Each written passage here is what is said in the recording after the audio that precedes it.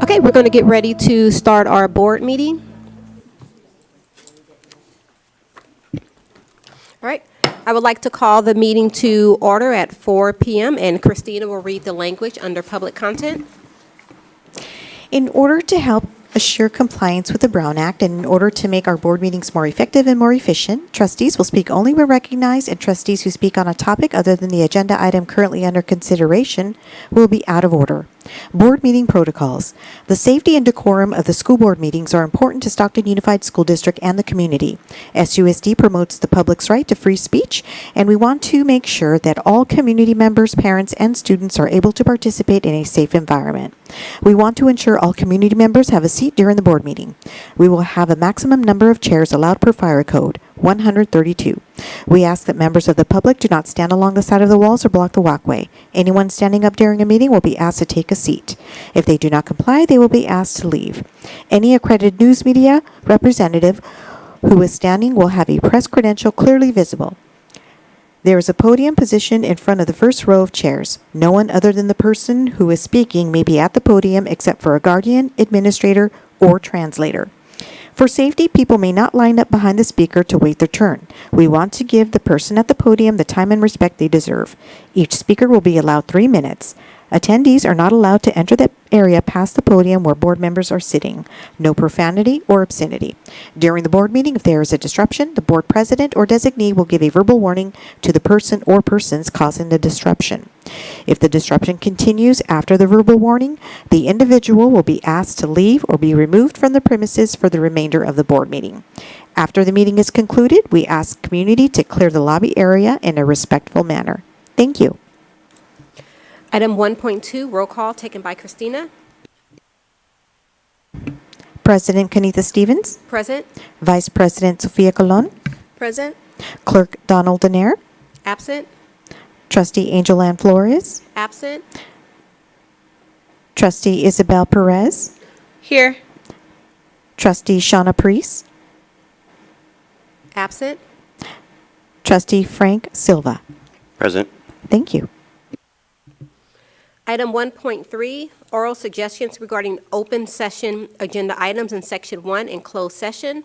Yvette will announce the number of public comments and request each person provide their public comment in the order they were received, and Abby will be the timekeeper. Thank you, Madam President. We have no comments under Agenda Item 1.3. Thank you. Item 1.4, public employee discipline, dismissal, and release. Ms. Smith, do we have anything to present? We do not. Thank you so much. Item 1.5, the board will consider closed session items listed in closed session by Vice President Colon. Good evening. 2.1, Public Employee Appointment, Certificated, Government Code Section 54957, Resignation, Appointment. Make sure I'm not missing a word. Okay. 2.2, Public Employee Appointment Classified, Government Code Section 54957, Leave of Absence, Resignation, Retirement, Rescind Employment Offer, Appointment, Closed Positions. 2.3, Public Employee Discipline, Dismissal, Release. 2.4, Conference with Legal Counsel, Existing Litigation, Government Code Section 54956.9, D1, Student versus Stockton Unified School District, OAH Case Number 2025-040630. 2.5, Conference with Legal Counsel, Anticipated Litigation, Significant Exposure to Litigation under subsections D2, E1, and E3 of Government Code Section 54956.9, Claim Number 616330, Johnson versus SUSD.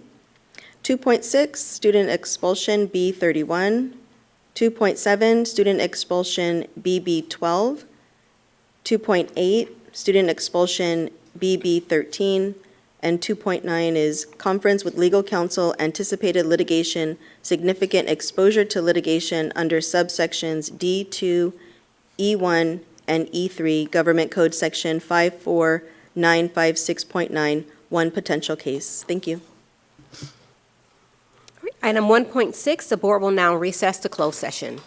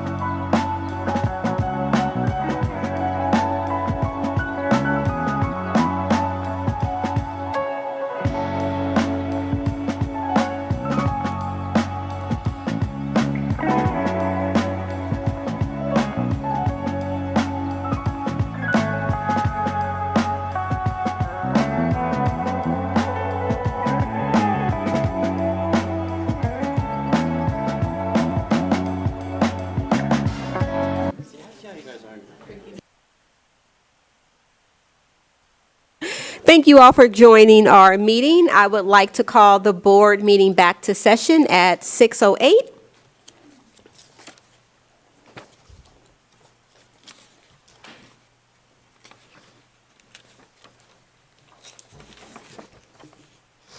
And Christina will read the language under public content.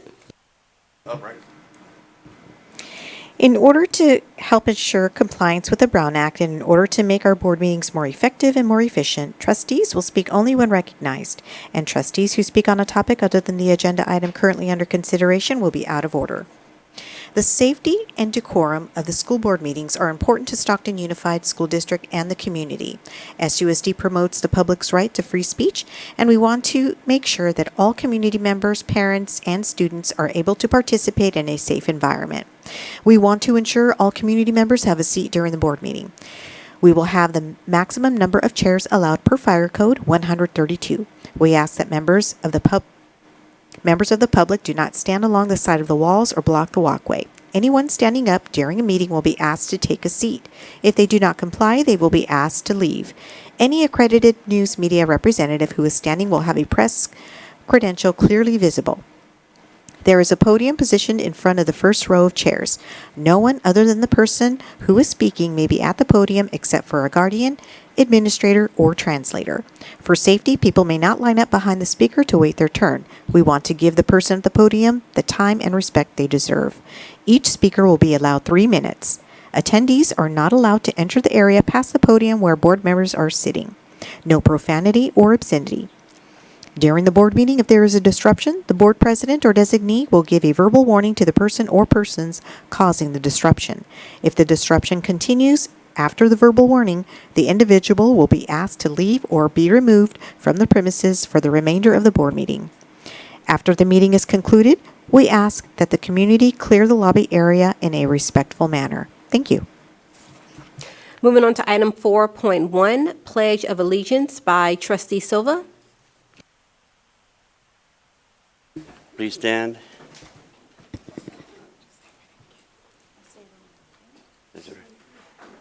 Ready to begin?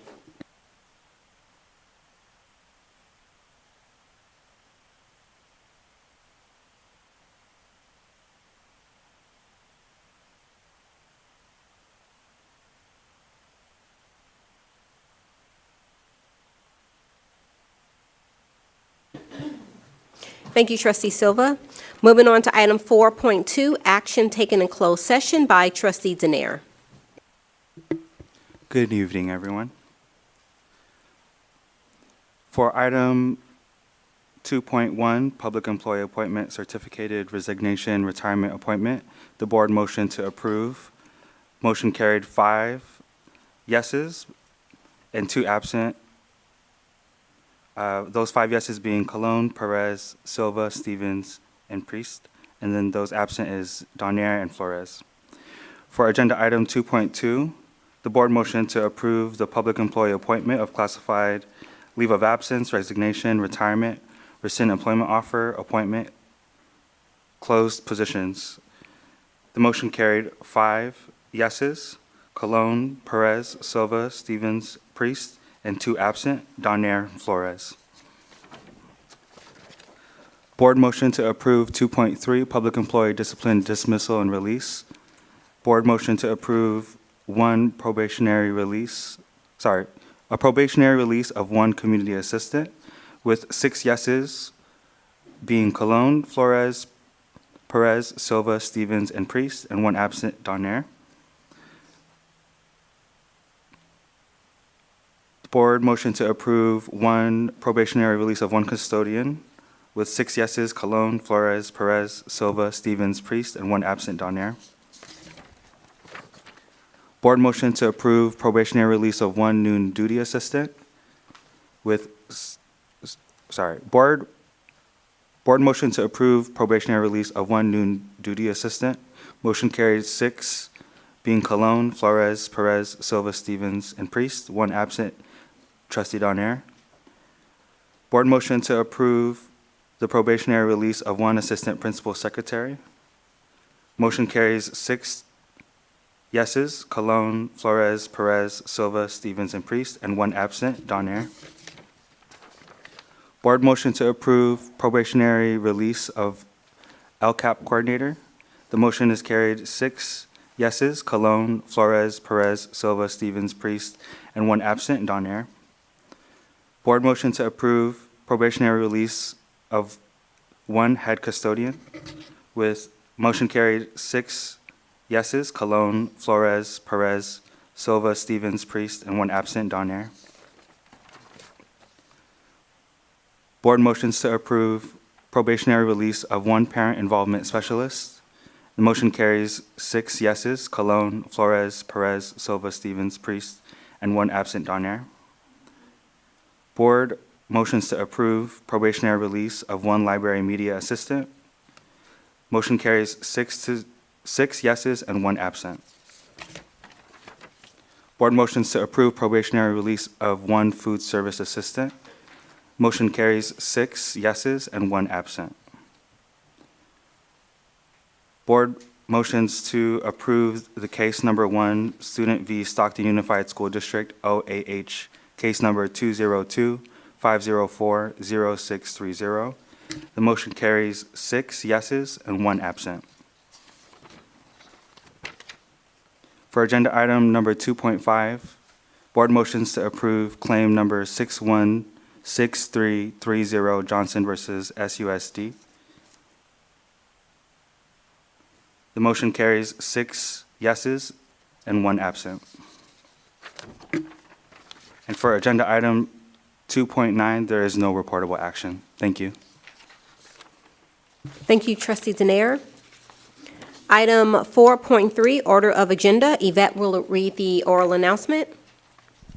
Thank you, Madam President. This is the opportunity for the Board of Trustees to make any changes to the order of agenda. Otherwise, the order of agenda will be as published. Trustees, order looks good. Is there a motion?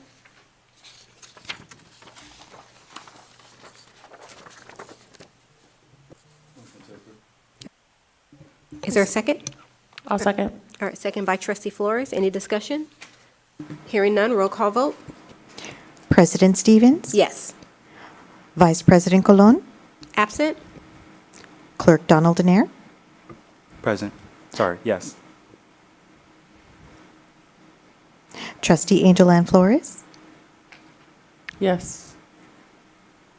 Trustee Isabel Perez? Yes. Trustee Shauna Priest? Yes. Trustee Frank Silva? Yes. Motion passes 6-0 with 1 absent. Item 5.1, oral suggestions regarding open session items. Yvette will announce the number of public comments and ask each person to provide their public comment in the order they were received, and Abby will be the timekeeper. Thank you, Madam President. There are no comment cards under agenda item 5.1. All right, thank you. Item 5.2, oral suggestions and comments coming from the community regarding non-agenda items. Thank you, Madam President. We have a card from Ms. Amaya Fields and Ms. Lelia Shelton, and they want to speak about Day at the Capitol. All right, thank you.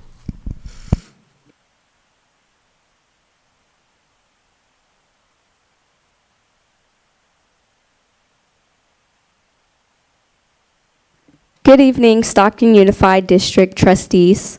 My name is Amaya Fields, and I am the president of the Stockton NAACP Youth Council. We are here today to sincerely give a big thank you for your support on the Day at the Capitol bus transportation for our Sacramento State Capitol trip. It was very nice to have SUSD students able to participate and provide representation from our Stockton community. While on this educational trip, students learned how a bill becomes a law, got to meet with multiple legislators to provide change around our community, and so much more. Good evening, everyone. My name is Layla Shelton, and I am the Vice President for the Stockton NAACP Youth Council. On this day, students read over bills and practiced in large groups. Some bills of legislation included plans to restore our Delta, an affordable and inclusive housing bill, and so much more to provide a change in our state. Lastly, students held meetings which gave them an opportunity to improve on public speaking and better time management. Because of the continued support of Stockton Unified School District, we can continue to do more great work like this around our Stockton community. Thank you so much for your time and have an amazing evening.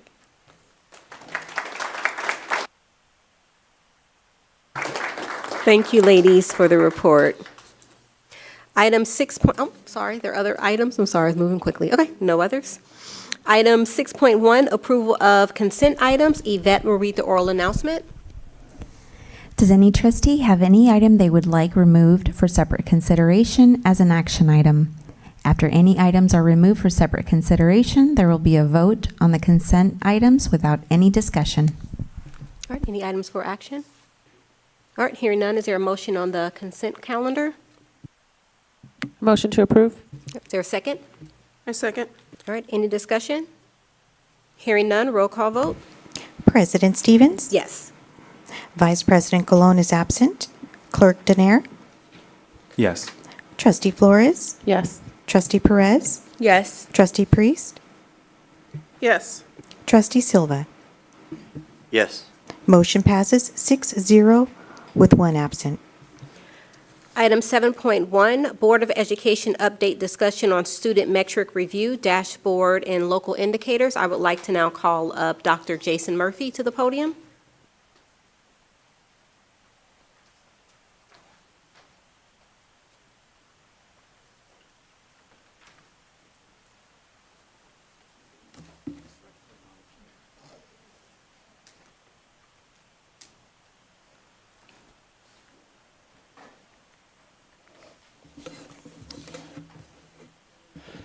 Thank you, Ms. Yvette, for the assist by turning that on for me. Good evening. First, I want to acknowledge Dr. Rodriguez, Superintendent, President Stevens, Vice President Colon in her absence, members of the board, cabinet, and the Stockton community. Thank you for the opportunity to present a brief update on the local indicators. In the course of this presentation, I'm going to just briefly review the local indicator priority reporting requirement and provide an update on the 2025 status of our 5 local indicators, which includes basic services, state standards, parent and family engagement, school climate, and access to a board course of study. Turning to the local priority reporting requirement. The local priority reporting requirement is part of the LCFF. As you know, you're going to be reviewing and adopting the 2025 LCAP. And a part of that requirement from the LCFF is that on an annual basis, the LEA is to review its progress on certain local metrics and to report on those metrics to its governing board, and finally report the outcome of those metrics to the California Schools Dashboard. So this is part 2 of that requirement. And just for context, the local metrics are similar to the inputs of what the school system does to support the work we do in making sure that all of our kids are successful.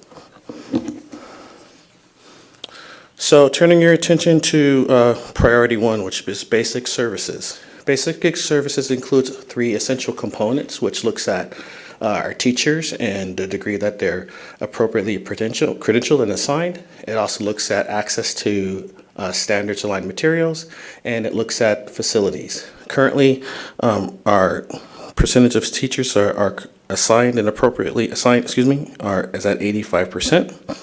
And that reflects obviously not only the ongoing challenges in our county, but it's a sort of state and nationwide issue looking for qualified teachers. And I just want to reflect the continued work of our Human Resources Department, in particular our recruiting and retention efforts by our HR department, Dr. Jackson, and also our retention work and preparation work by Dr. Rockstead in Educational Services. Proud to report that our standards aligned materials from our Williams report are at 100%. 100% of our materials are adopted and kids have access to materials. In terms of our facilities, this is based on a report that has to be done. This is actually last year's report called the Facilities Inspection Tool, and it looks at the percentage of schools that have a good or exemplary rating. At this time, 6% of the schools achieved that rating, but as I was presented earlier in this year, the Facilities Master Plan was adopted, and there's a plan in place to continue to implement improvements to the schools that's actually actively in place. Turning your attention to priority number 2, which is implementation of the state standards. I'm happy to report that in all of the areas of implementation of state standards, which includes professional development, access to instructional materials, which I mentioned earlier, policy and program support, and implementation of the state standards, engagement of school leadership. I'm proud to report that the district ranks in full implementation in all areas. I want to also highlight the fact that in particular with the adoption of the SIPS curriculum, that the district has moved from full implementation to full and sustaining, in particular for English language arts and English language development, as well as next gen standards. So that's an improvement from our prior ranking, and that's based on the implementation of our SIPS curriculum.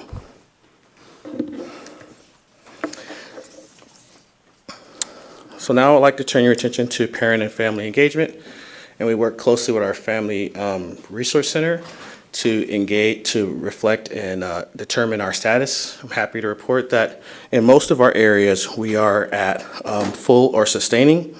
In our one area, which is developing two-way communication, we noted that we're still at initial and beginning phases. However, at the same time, I want to point your attention to the many implementation steps that have been implemented under our current administration, including town halls, access to our LCAT meetings, surveys, student panels, student think groups, and additionally, our infrastructure with the Let's Talk app and the upcoming Parent Square app. So I'm happy to report that I'm confident this will move into a full implementation in a very short time horizon. So turning your attention now to priority 6, which is school climate. Very happy to report, while the school climate indicator requires us to look at school climate, the district has taken steps through its acquisition of the Panorama program to go beyond just looking at school climate. And it actually looks at a variety of indicators, including growth mindset, experiences of the student, challenging experiences. I'm highlighting 3 in particular areas that are very aligned to school climate, which includes school climate itself, sense of belonging, and relationships. I want to note for you that if you look from our prior measuring of this indicator, that in all of our areas, with the exception of grades 6 through 12, we saw a notable and marked improvement in school climate. For example, grades 3 through 5 observed an increase of 5%. Grades 6 to 12 observed a small drop on 1%.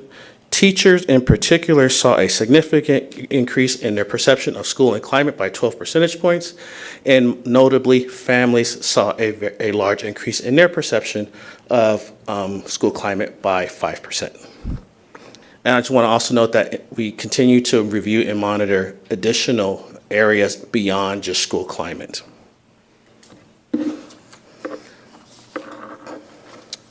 The last reporting area is access to broad course of study. This measures the degree that our students have access to a broad and robust curriculum and instructional program. I'm happy to report that almost all of our students have access to a broad course of study. Between 66 and 99% have access at any given time, and that continues to go up. Exceptions to that are always in supporting kids who might have limitations due to electives, options, and being students that are English learners or have support classes that impact their ability to take electives. But our schools are looking at many tools and mechanisms for expanding access to those options. I also want to report that the district is actively looking at a variety of systems to increase our ability to help students have access to a broad course of study, including the MESA program, success plans, transcript evaluation service, and regular course audits as well.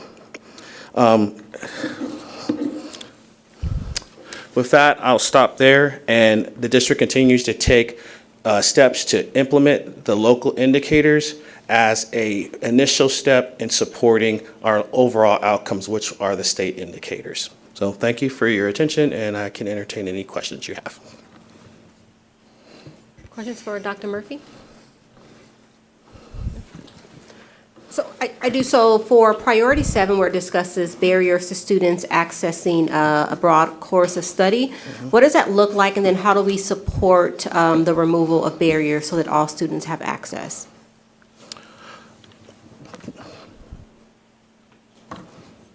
Sure. So the district team is collaboration between our ed services and our student support services are looking at options for supporting students and having access to a broad course of study. Some of those include innovative programs such as, I know Mr. Haley in the CTE department worked very closely with the language development department to develop a pilot program this year to support English learners in having access to STEM curriculum, which is normally something that they have a hard time accessing due to having an additional class.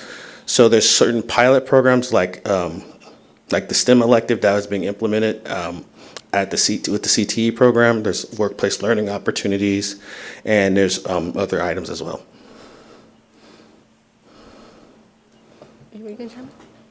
Oh, go ahead, Trustee Priest. Thank you, Dr. Murphy. Dr. Murphy, maybe you or Dr. Rodriguez could let me know. Is it possible for us with our school climate survey to see data or break up the data next time versus elementary, middle school, and high school, so we can see that, how those students feel?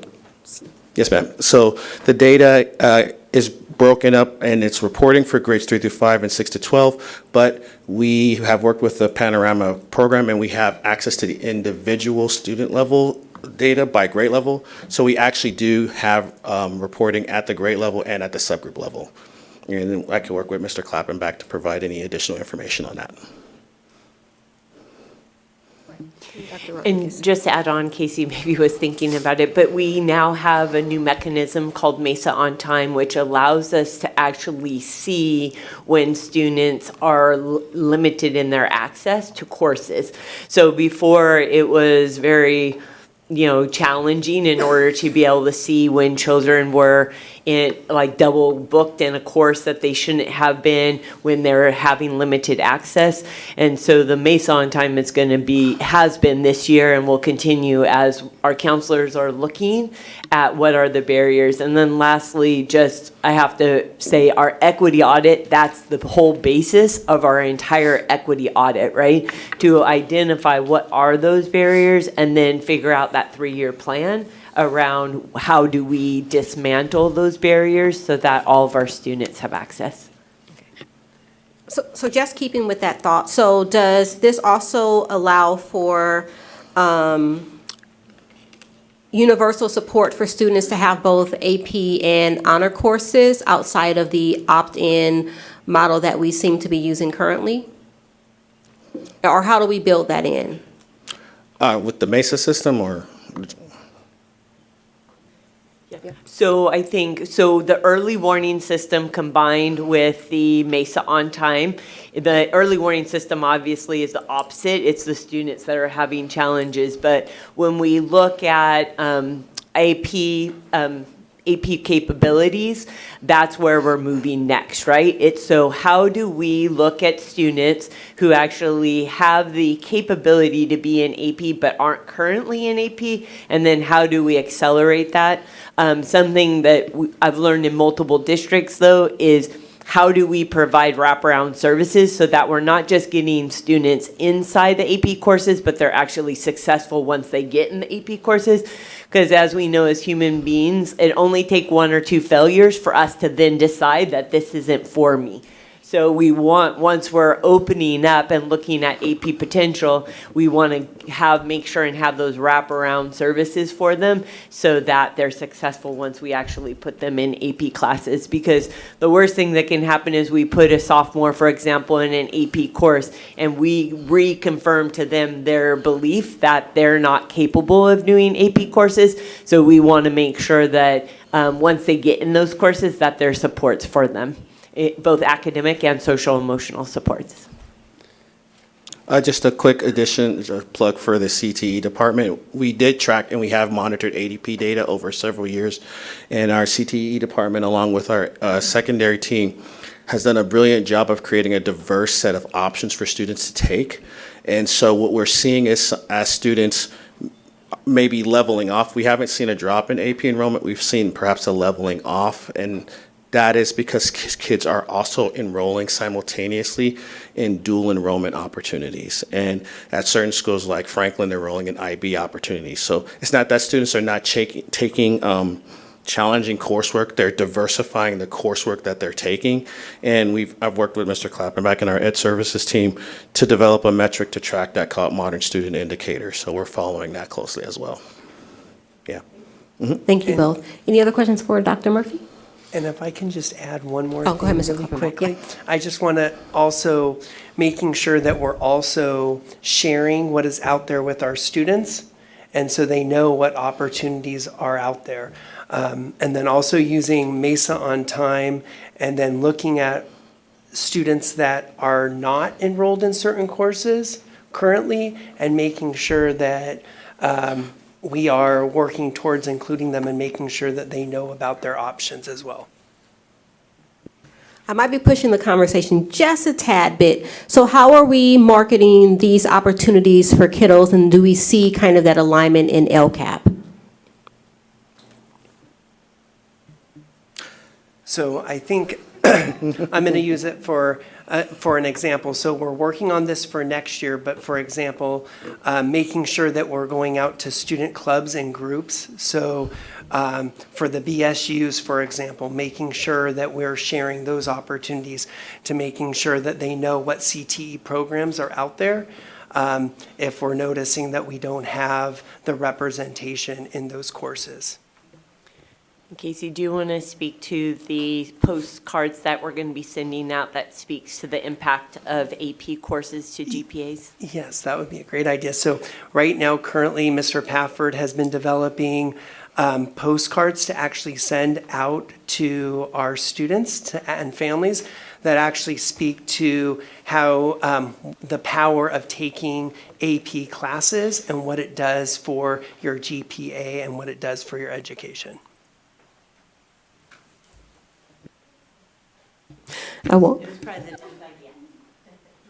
Yeah, so I just want to make sure that we're aligning and marketing that information, right? Because I think students, sometimes they don't know.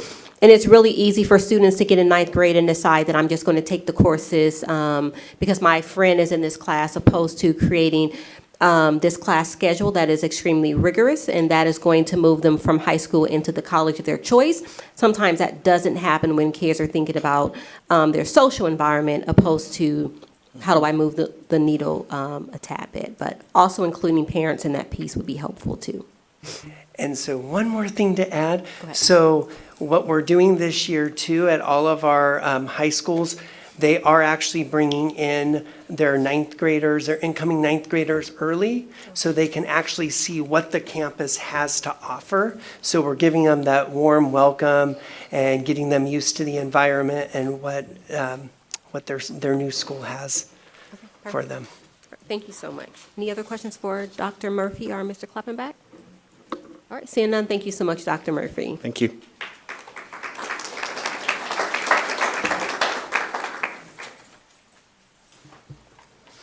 All right, I want to welcome back our Vice President. And then we want to move on to item 8.1, presentation of public hearing for proposed energy services contract with Climatic LLC. I would now like to open up the public hearing and call up Vicki Brum for a staff report. Thank you. Good evening, Trustee Stevens, Dr. Rodriguez, Superintendent Rodriguez, and board members. So tonight, I'd like to introduce Climatech, who we've been working with for some time now for to close out the collaboration for aging infrastructure with the district for our HVAC, plumbing, and lighting projects. So we've been working with its Climatech, Tyler Gritman and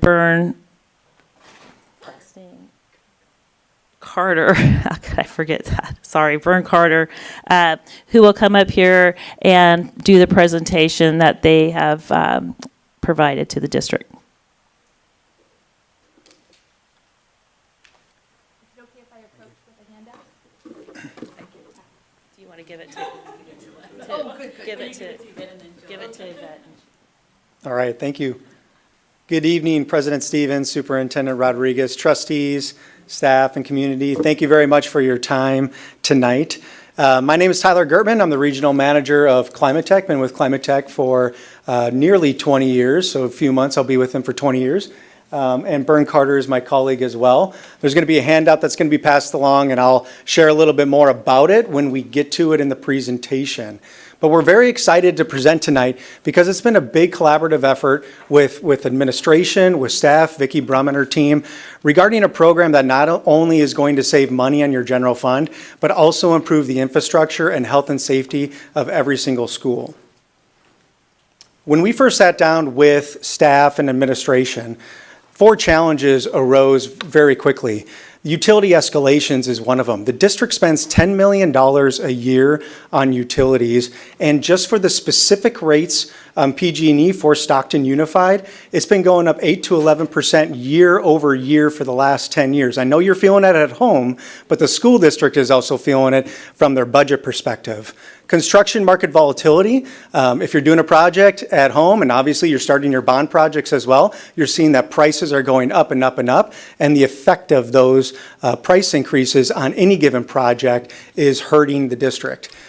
California code and state mandates, there's a plethora of them. One of them that I wanted to mention was AB 2208, which states that as of January 1st of this year, districts and public entities cannot purchase any linear fluorescents anymore, and the district has 41,000 fixtures that are fluorescent. The last and the most important is school health and safety concerns, really improving the comfort to improve student outcomes, education, and academics as well.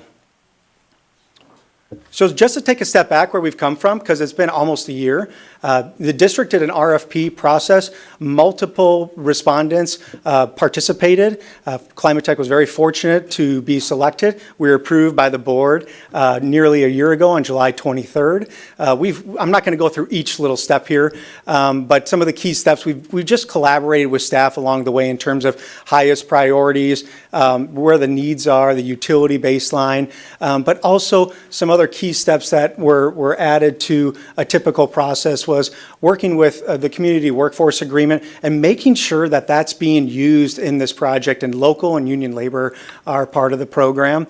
And then lastly, third-party engineering review of all calculations, as well as a cost analysis of the project that was validated by a third-party engineer. So the district has done quite a few due diligence steps in the process to get to this point.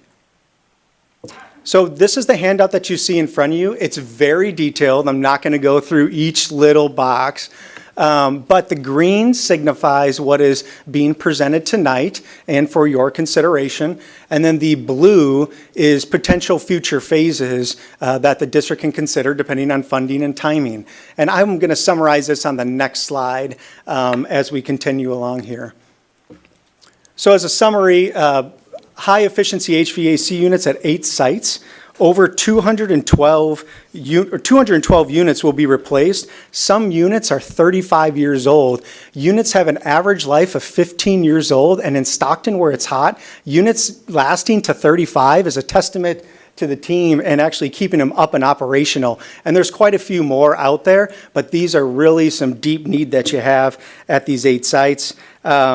Adding new AC to kitchens, the few remaining kitchens that need to add air conditioning or have a little bit right now for staff, and obviously to cook for the meals for the kids. Building automation systems, these are systems that control heating and cooling and monitor indoor air quality. These will be upgraded at 7 sites, as well as the addition of monitoring indoor air at 47 sites. The LED lighting, which I just touched upon as well, will be all modernized to LED technology. And then new solar PV structures at 7 sites, mainly shade structures, because obviously there's quite a bit of sun here, and not only for the solar production, but to provide shade for kids as well. Dual purpose is key. One of the shade structures is at the district office here. That would be in the parking lot, and due to code, we would need to add EV charging, and that's included in the project as well. Student engagement, we come alongside curriculum, depending on what the school would like to do in their STEM program, and provide curriculum on renewable energy, what it means for the environment, how it works, those types of elements. That's for every single site. The district has already a lot of solar PV, but now it's about educating the kids on how that works, and that's part of the process. And then CalShape, the district obtained a CalShape grant, and this is about finishing that process and making sure you get the rest of your money as well. So all of these scope items are bundled in one comprehensive program, and that's what's being considered tonight.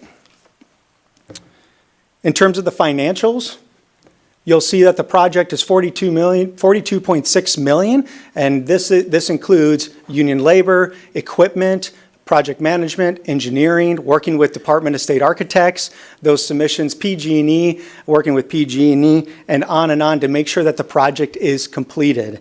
The projected savings over the program life cycle is $48.3 million, and then the 5-year savings, so by using some of the funding sources that you're using, the savings is going to go to your bottom line so that you can use it in the classroom and other ways more creatively. The funding and the funding sources that have been talked with staff and finalized is the CalShape grant funds, which have already been approved by the CEC, and you've already received half of that up front. PG&E 0% on-bill financing, roughly in the $4 million. We're going to maximize that on-bill financing. Any utility incentives that are available, we always go after them. General fund set-aside is going to be the majority of the remaining portion, and potentially some bonds, but the general fund set-aside. I do want to comment here, the last 2 pieces here, these are reimbursement, icing on the cake type funding sources, so they're potential. The Inflation Reduction Act is from the federal government. We just had a district last week in Santa Cruz County just collect a 7-figure check from the federal government for their renewable energy that they implemented. So they are writing checks, they are processing it, and it is still moving forward. So it is a potential to be able to get some funds in the range of $2 to $3.5 million. And then a lot of these projects are just deep infrastructure projects, and they're allowed to be submitted into the state bond for reimbursement, whether it's this bond or a future bond, but at least you can get money back for future projects as well. And we'll work with your team to be able to do that. So I talked about the financial benefits, but there's also environmental benefits of these types of projects. Just in 1 year, this project powers 750 homes, preserves 36,000 trees, and removes 500 cars off the road. That's on an annual basis. That is a big, big impact to sustainability. Along with this, a lot of the upgrades that I'm talking about and what's needed here at Stockton are really on top of the roof or lighting and not really seen by everybody in the community. So we typically come alongside. We do websites, we do press releases, ribbon cutting ceremonies, give them facts, details, how's the savings being achieved, all those types of things to really show that the program's working and to really communicate what the district is doing to improve the comfort and health and safety within the classrooms. So the next steps, and there's few because we've accomplished a lot in the last year, but tonight, your consideration of the program, and then we will work with the community workforce agreement and the unions to start the process, and our hope is to begin this summer in some of the crucial areas of the HVAC. And with that, I'll take any questions. Questions regarding the presentation, anything you all have heard?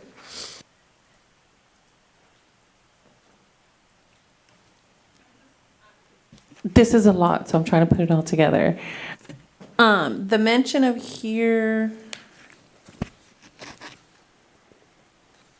on your scope of work, when you say high efficiency HVAC units at 8 sites, is that on here? Yes, Okay. the green sites, correct. Okay. Anything in green was summarized in this chart. Okay. I That's just all didn't want to, I just didn't I want can put to, those together, that's all I did. no worries, oh, you're good. Also, will there be staff dashboards so that they could monitor things like the CO2, the efficiency that we're, kind of like a solar panel, right? I have solar in my house, but you can also see kind of what you're saving, when is a good time to run generators and lighting and things of that nature. Is there a dashboard that Vicki and team will be able to see? Not currently in this project. Okay. A portion of what you just mentioned, like the CO2 devices, district staff will have the opportunity to monitor that district-wide from a screen, so they will see that from a dashboard. But in terms of energy production, energy consumed, PG&E, solar, et cetera, that's another level. That could be a phase 2. That could be in addition to it. We're doing that with other schools as well, once they start getting the ball rolling. And for the EV stations that we'll have too, what does it look like for charging? Will these be like the super fast charging stations, or the slower ones that are usually free? What does that look like? Right in the middle, level 2. Okay. And then will we also charge staff to use them, or will they be free of charge to our employees? Our board policy states that we will charge the competitive charge. So we will be charging, if they have to have a specific card, and then they use that card almost like a debit card.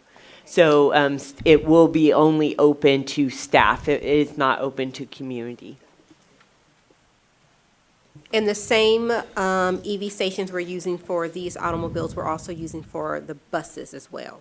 Or will we be using two different, or will they be universal?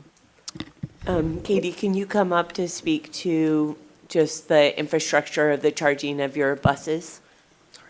Yeah, they are the same chargers that we have. We have level 2 and level 3 chargers in the transportation yard, so we do have some DC fast charges for our long routes that need that on the midday charge. I think what we're going to do here is level 2 chargers all the way across the board, so it's that typical overnight charging or during the day, longer period of time charging. Thank you. Any other questions? I have one more. Trustee Flores?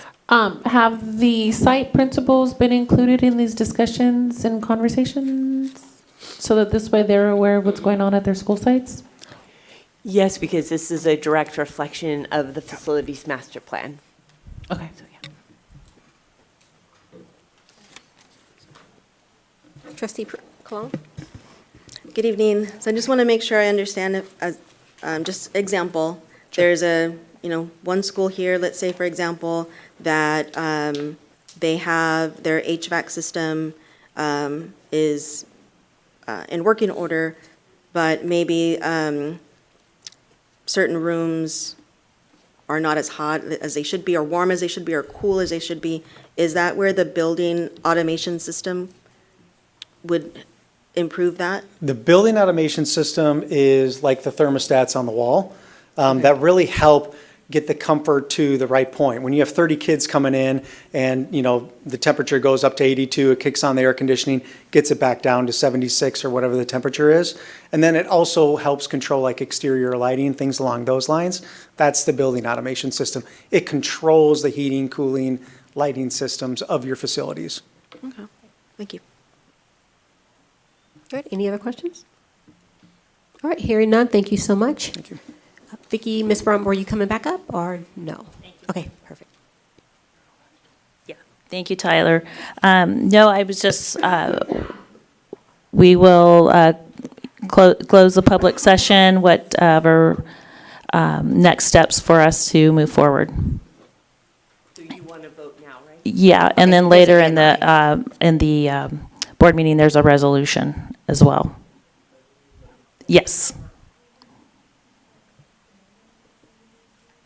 There's a question. Has the Bond Oversight Committee seen this report or had a presentation? No, not yet. We just finished this literally last minute, but they will. They will have an opportunity, but we're not using bond funds in the beginning. So we don't know if we're going to even need to use bond funds for this. So we have committed funds that we have put towards this. So HVAC has been a need for the district for a while. And so we have 35 million of committed funds in general fund. So only if needed, we will use bond funding. Most will be general fund, which is already committed funds. Trustee Flores, there is one project as a bond fund, and that's the Franklin A building. We'll be getting a HVAC, and that will be using bond funds. So again, that's just coming underway. We have a proposal for it, and I believe it's on the board tonight. Okay, so they will get this as well, because if we end up having to go there, then if they're gonna have to vote on it, then they haven't seen this, and they're gonna kind of like be forced to decide whether they've seen it or not. Okay, so remember though, the job of the bond oversight is to ensure that we have followed the law of the bond language, not necessarily approve each transaction that occurs. So what they're doing is they're looking at the projects that the board has approved, and they're saying, according to bond language, does this fall within bond language? They're the oversight of that. So they don't actually approve, they provide oversight if we followed the letter of the bond. Okay, we'll have another conversation later. Thank you. All right, thank you so much, Vicki. I would now like to close the public hearing and then call for a motion for item 8.1.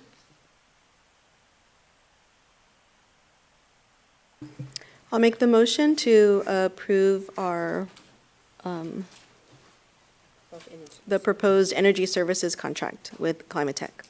Is there a second? A second. Any further discussion? All right, hearing none, roll call vote. President Stevens, Yes. Vice President Colon, Yes. Clerk Denier, Yes. Trustee Flores, Yes. Trustee Perez, Yes. Trustee Priest, Yes. Trustee Silva. Yes. Motion passes unanimously. Item 9.1, approval of the second reading of Board Policy 5131, Conduct and Board Policy Number 5131.8, Mobile Communication Devices. Is there a motion?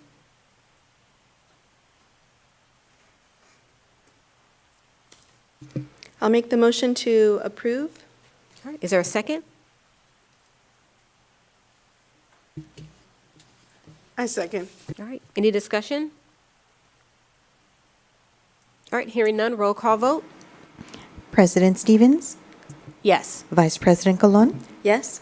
Clerk Denier, Yes. Trustee Flores, I'm going to abstain because I haven't had a chance to fully review the policy right now. Okay. Super busy. Trustee Perez, Yes. Trustee Priest, Yes. Trustee Silva. Yes. Motion passes 6-0 with one abstention from Trustee Flores. Item 10.1, Board Committee Reports. Yvette will read the oral announcement and announce each Board Committee report, and Abby will be the timekeeper of the 3-minute limit. This is the opportunity to hear any reports from board committees, specifically regarding prior or upcoming committee meetings. There will be a 3-minute limit per report.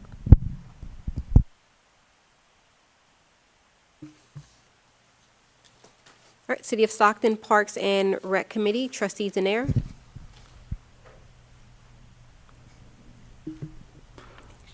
They didn't meet, sorry. The first committee would be the 3x3 committee. Oh, 3x3, okay. Trustee Colon. Hey, good evening. All right, so we have our interagency committee. When we last met, we were talking about focusing on a topic that our agencies can work on together with the shared interest. And so this meeting that we just had the other day, we came back to dig into some of the data where we can then use that data to create some questions that we'll ask the public for their feedback. So we're wanting to see, what does the public want us as a school district, as a City of Stockton, and also a Board of Supervisors now that they've joined our meeting, what would the public like to see us focus on in the next year and forward?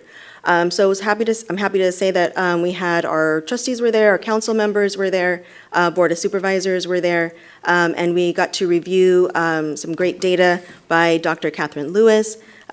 She walked us through the panorama survey data, and then we were able to open the floor for discussion, which really led to some great questions about the perception of culture, going to school, attendance, civic engagement activities, how that influences or impacts one's perception of their value, and how between our agencies and entities, how are we or not sharing resources, collaborating or leveraging what we have within the city to benefit our students. So it was a great conversation. We'll take that information and formulate a survey that we'll send out to the public to then ask, based on these areas, what would you like to see us focus on going forward? Of course, we're always going to give each other updates back and forth. So Mayor Fugazi shared some updates regarding the city's summer programming, youth employment, summer success, and she's also seeking our input for ways the city can support graduations for next year. And she also asked some questions about use of the Seifert Center. So we're going to be following up with YMCA and making sure what is that? What do we need to do to work together? What are some of the questions? So one thing that's great about this committee is we can get things, questions answered on the spot. What do we need to work on? And we're running full speed ahead. A couple interesting topics she also shared is that wanting to know more about our CTE programming. Because of some of the opportunities that are coming up through the city, such as the shipbuilding opportunity. One last thing she wanted to share is that the city, the Stockton Police Department's Parenting with a Purpose program that aims to focus on positive behaviors and collaborate with parents, guardians, and community leaders. And we look forward to learning more details from Chief McFadden. Thank you. The last committee is from Equity, Diversity, and also Vice President Colon. Here we go. Another really great committee meeting where just a lot of information was shared, just a lot of good work happening all around equity. So we started off with a presentation from Dr. Rogers, our Director of Equity, Diversity, and Family Engagement. He gave us an update on the equity audit process. He explained the process that the teams have taken to review and analyze quantitative data from our KPIs.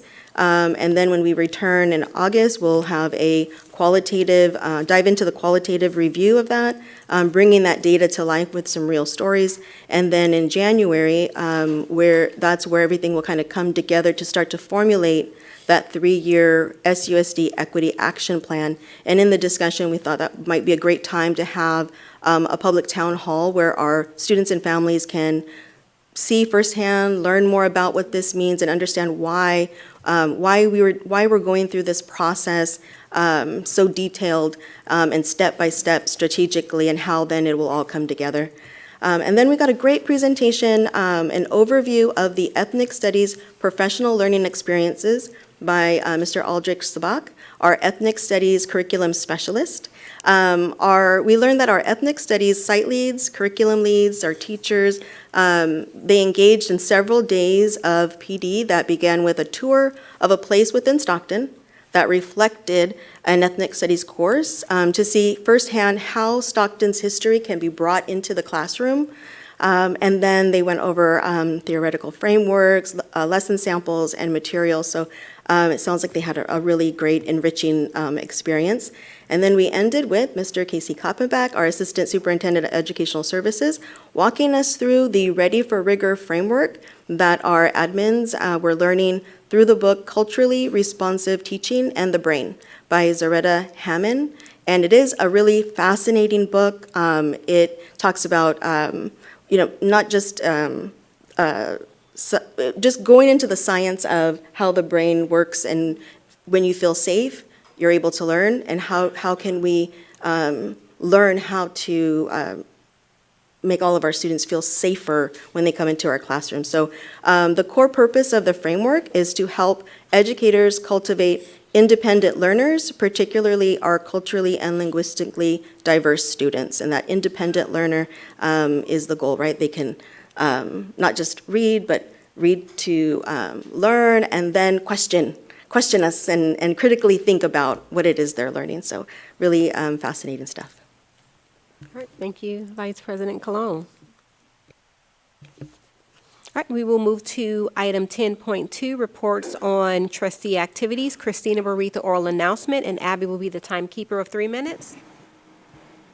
This is the opportunity for each trustee to make a brief announcement or give a brief report on their recent activities at the district pursuant to the Brown Act, Government Code Section 549.2A3. There will be a 3-minute time limit per report.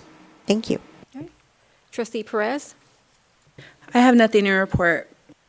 Thank you. Trustee Silva? Yeah, on last Saturday, I had the opportunity to attend the 3rd Annual Youth Impact Awards presented by the Patrick Martin Foundation. And it was very inspiring to learn about the achievements these young kids and the differences they make in their schools as well as their communities. All right, thank you, Trustee Silva. Trustee Priest? I recently had the opportunity to meet with our interagency committee, where excitement is building around the many opportunities being planned for our students throughout this year, from summer work programs to leadership and civic engagement initiatives. We're focused on creating a meaningful experience that will help our students thrive. Of course, these efforts highlight the importance of strong collaboration between the City of Stockton and SUSD. As we know, when we work together, our students will win. We would love to invite the community to join us, share your ideas, and let your voice be heard. As we continue to expand opportunities for students in Area 4, we would like to thank Dr. Rodriguez and our ELOP team for keeping our youth engaged, supported, and excited for the upcoming school year. And for our community, we would like to send a brief reminder that the Board of Trustees is here to support you. Please don't hesitate to reach out to us with questions, concerns, and of course, celebrations, because we look forward to hearing from you and raising your voice. And as always, I'm grateful for the experience and the opportunity to support our schools. Thank you. Thank you, Trustee Priest. Trustee Colon? So good evening. So I just want to say that I unfortunately wasn't able to get around as much as I normally do or plan to. In these last 2 weeks, I did have an injury. And as soon as I started to feel better, I'm like, I'm going to go do some stuff. And then, of course, you know, that you get set back. So I'm going to do my best to take care of myself the next few weeks. But the events I did attend really made me feel grounded in the work that I do as a school board trustee. I was able to see a lot of folks in the community stand up and reaffirm themselves that we're a city that cares about people, and that we do believe in the Constitution, that we want to hold that firmly, and that everyone should be cared for. And in every space I went to, I just was reminded of how we really do need to step in and take care of each other. And with that, I just want to remind folks that SUSD is a safe haven. We are a welcoming school on all of our campuses, on all of our sites. And for our families that need help, that are looking for help, that just maybe want to talk to someone, we are here. We're only a phone call away. If you want to go on our website, we do have the Immigrant Legal Resource Center on our page if you need more resources and help for yourself or for your family. And just lastly is that when our families thrive, our entire communities do grow stronger. And I truly, truly believe that. So everyone stay safe, stay well, and enjoy the next few weeks of summer. Thank you, Trustee Colon.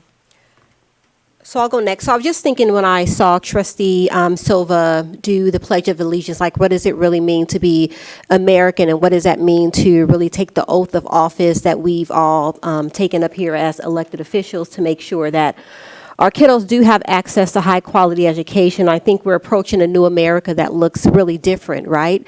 But I think part of the work that we have to do as Board of Trustees is to dig into policies in some bigger and better ways. I think the platforms that we initially took or stated that we would do when we first took office, we need to do some more work just around building those out a lot bigger and better because of what we see coming down the pipeline from the current Trump administration. I think part of that work really does mean that we have to go back into our communities and talk about policies and how those policies really affect education and to move it forward and to make sure that when our kids do come to school, right, they do have a place where they're seen, valued, and heard. So I just want to press upon our board members to just remember the oath that we've taken to support education and what does that look like. I think there are going to be lots of dark days. There's going to be challenging conversations, but I think I've been elected with a group that really can step up to the platform and to make sure that we're holding true and having value to what it means to be an elected official here in the city of Stockton and thinking that piece out and that maybe we can even be a catalyst for other board members to make sure that we do have policy across the board for our students to be the best that they can be and to live out their hopes and dreams. So giving them access to opportunities, giving them access to what it means to live here in Stockton, to live here, to work here, and to thrive here. So just make sure we're having those conversations in our communities and coming back to the policy committee with policies that do support education and holding true to our office. And with that being said, I'll move on to Trustee Denier. Good evening, everyone. My heart goes out to all the communities, the families, our students who are really paying attention to the news right now and really thinking about how to care about their neighbors moving forward. Something that I want to uplift right now is that there is a hotline. It's called the Valley Watch Rapid Response Network. This is a network that helps to verify and give legal resources for those who are looking for it. This Valley Watch Network hotline serves counties from San Joaquin County all the way down to Kern County, so it's the whole San Joaquin Central Valley. This is a way for communities and families to really empower themselves with knowledge and resources. I really appreciate the district for really bringing those resources online and in to the communities through the health fairs and the resource fairs, so I really appreciate the district's work on that. But this is, again, this phone number, the Valley Watch hotline, is to really get folks to verify if they've seen any activities out here of federal agents. And this is mostly to, for me, to quell the fear that a lot of the community is facing right now, that is feeling. Many folks are not coming to work across the nation. Young students are being detained. And so a lot of our young people and our families and our community is really witnessing all these things and wanting to do something to protect and care for our neighbors. So I really want to share, again, this is called the Valley Watch Network hotline. The phone number is 559-206-0151. Again, this is 559-206-0151. The Valley Watch Network hotline is to support and give legal resources and to verify any sightings. So thank you so much. Thank you, Trustee Denier. Trustee Flores? Yes, I echo the same sentiments as my colleagues up here. I can't say it any better than what they've already said. I just want to add that let's not forget our students and our parents when they come back to school. This has been somewhat of a traumatic summer for them when they don't know, they don't feel safe, they don't know what's coming, how to open the door, how to walk down the street. A lot of our students' families work in the fields, and they are not able to go to work. They don't feel safe there. So I'm glad that we are acknowledging that. I'm proud to be part of a district that does acknowledge it and a part of a safe haven school district. Very proud of that. Aside from that, I wasn't here last board meeting, so I didn't get to brag about my Jane Fredericks graduation. They had an amazing graduation event. And I'm not sure if the board knew, but before that, our Jane Frederick student that spoke here, not only did he have most of us in tears, but what we didn't know and I didn't know at the time is that he Ubered here. And he doesn't have family support at home.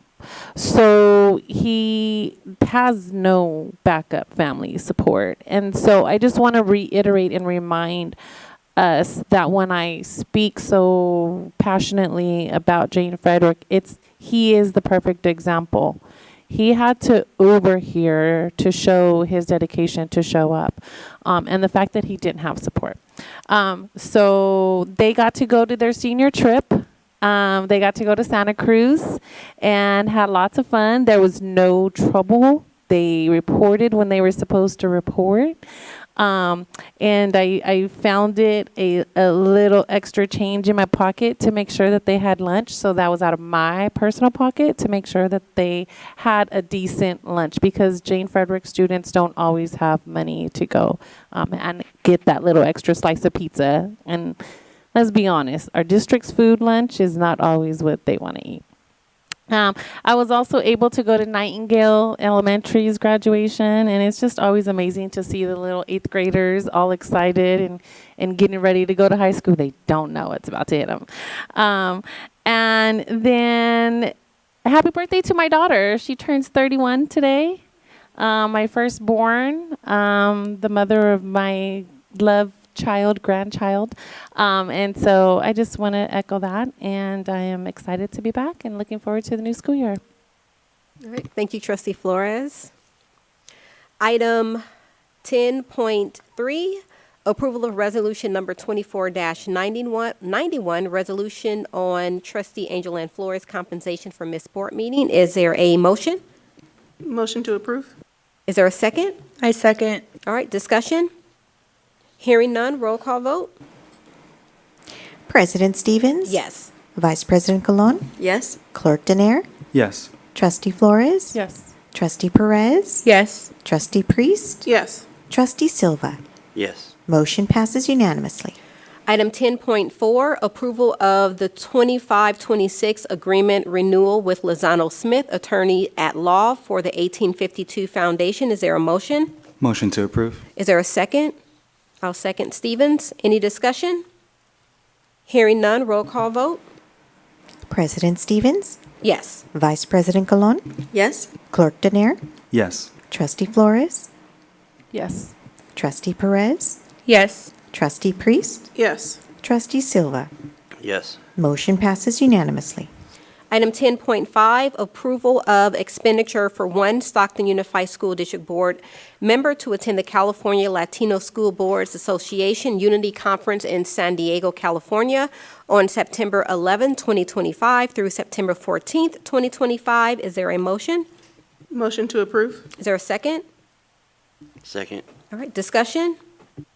Hearing none, roll call vote? President Stevens? Yes. Vice President Colon? Yes. Clerk Denier? Yes. Trustee Flores? Yes. Trustee Priest? Yes. Trustee Perez? Yes. Trustee Silva? Yes. Motion passes unanimously.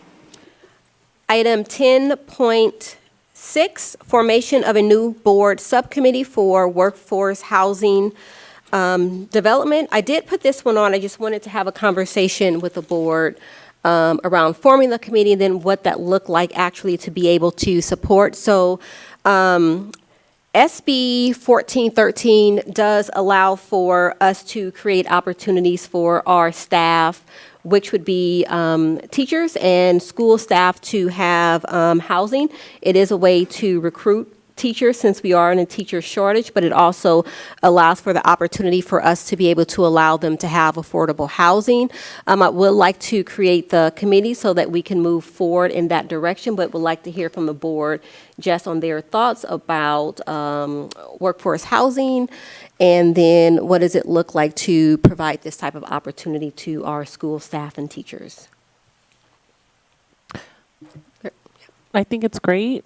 I think it's something that we do need to address, and it's a great opportunity to recruit more teachers. And I would like to be on the committee, nominate myself. There's one nomination. Thank you, Trustee Flores.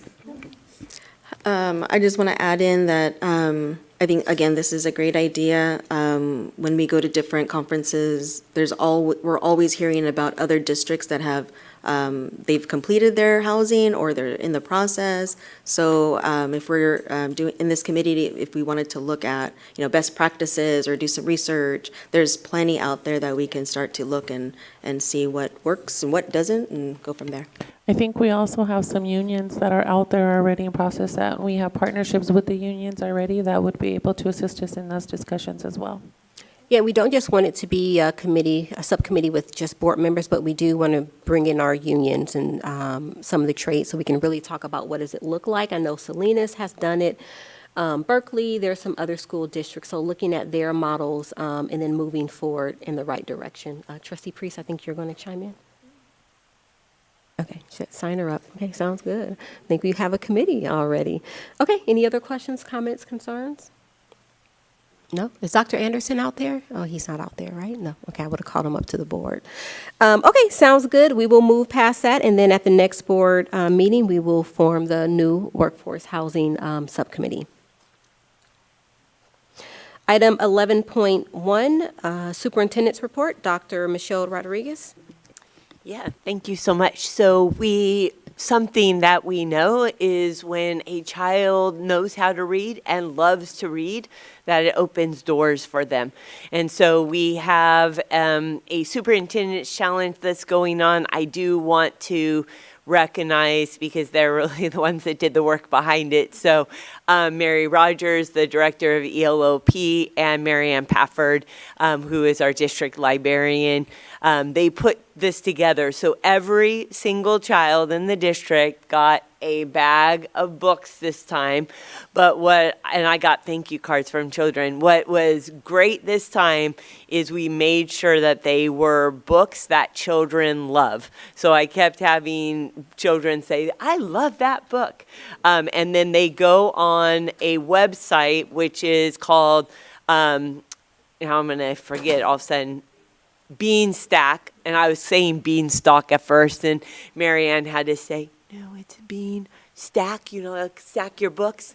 And I was like, okay, Beanstack. So they go on Beanstack. And so what we did is we went and we surprised some children. So we took a little page out of my book from my past district, and we went to homes and we went to classrooms to celebrate children. So we celebrated some of our highest reading students, but we also celebrated some who are just getting started because we want students to know that there's a possibility. And you're going to see a video soon, but just so you know, because if you're out there, students, if you read just one book and add it to Beanstack, you're going to get a sweet treat when you return back to school. So get that sweet treat, read at least one book. We want you to read a lot more than one book, but read at least one book and keep your imagination flowing. And here's our little video.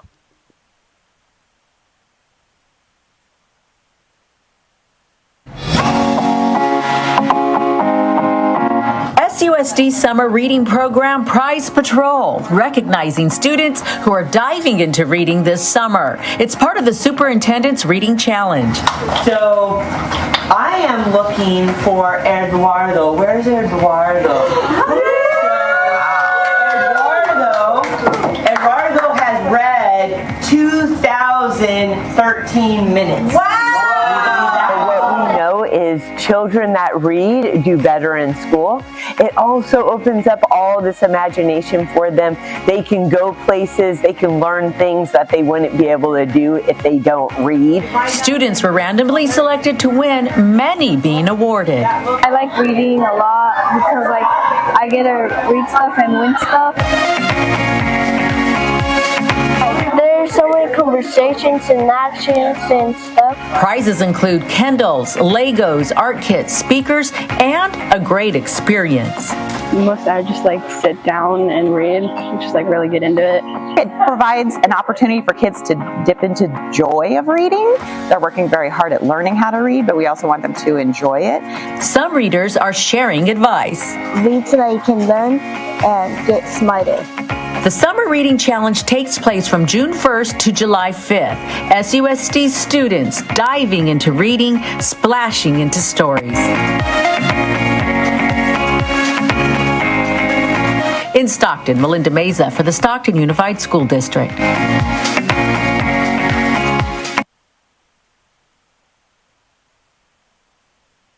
That's awesome.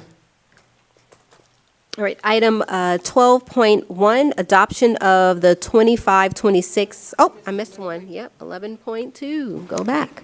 All right, approval of the agreement to furnish consultant services with Equity Alliance Group, Inc., EAG, and the Superintendent's Office for the 25-26 school year. Is there a motion? I make the motion to approve. Is there a second? I'll second. All right, any discussion? Hearing none, roll call vote. President Stevens? Yes. Vice President Colon? Yes. Clerk Denier? Yes. Trustee Flores? Yes. Trustee Perez? Yes. Trustee Priest? Yes. Trustee Silva? Yes. Motion passes unanimously.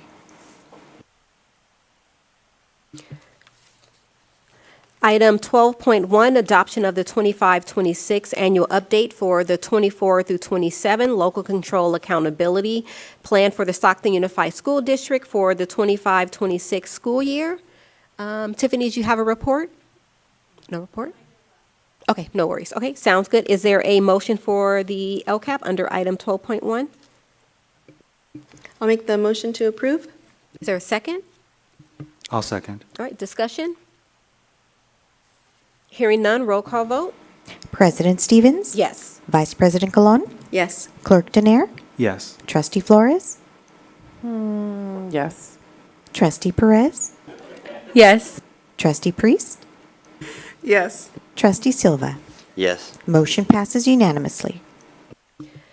Item 12.2, approval of the 25-26 LCAP Accountability Plan Federal Addendum, Title I, Title II, Title III, and Title IV. Is there a motion? Motion to approve. Is there a second? I'll second. All right, seconded by Trustee Colon. Any discussion? Hearing none, roll call vote.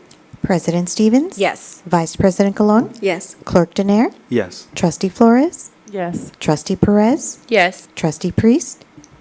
Yes. Trustee Silva? Yes. Motion passes unanimously. All right, item 12. The superintendent was talking to me.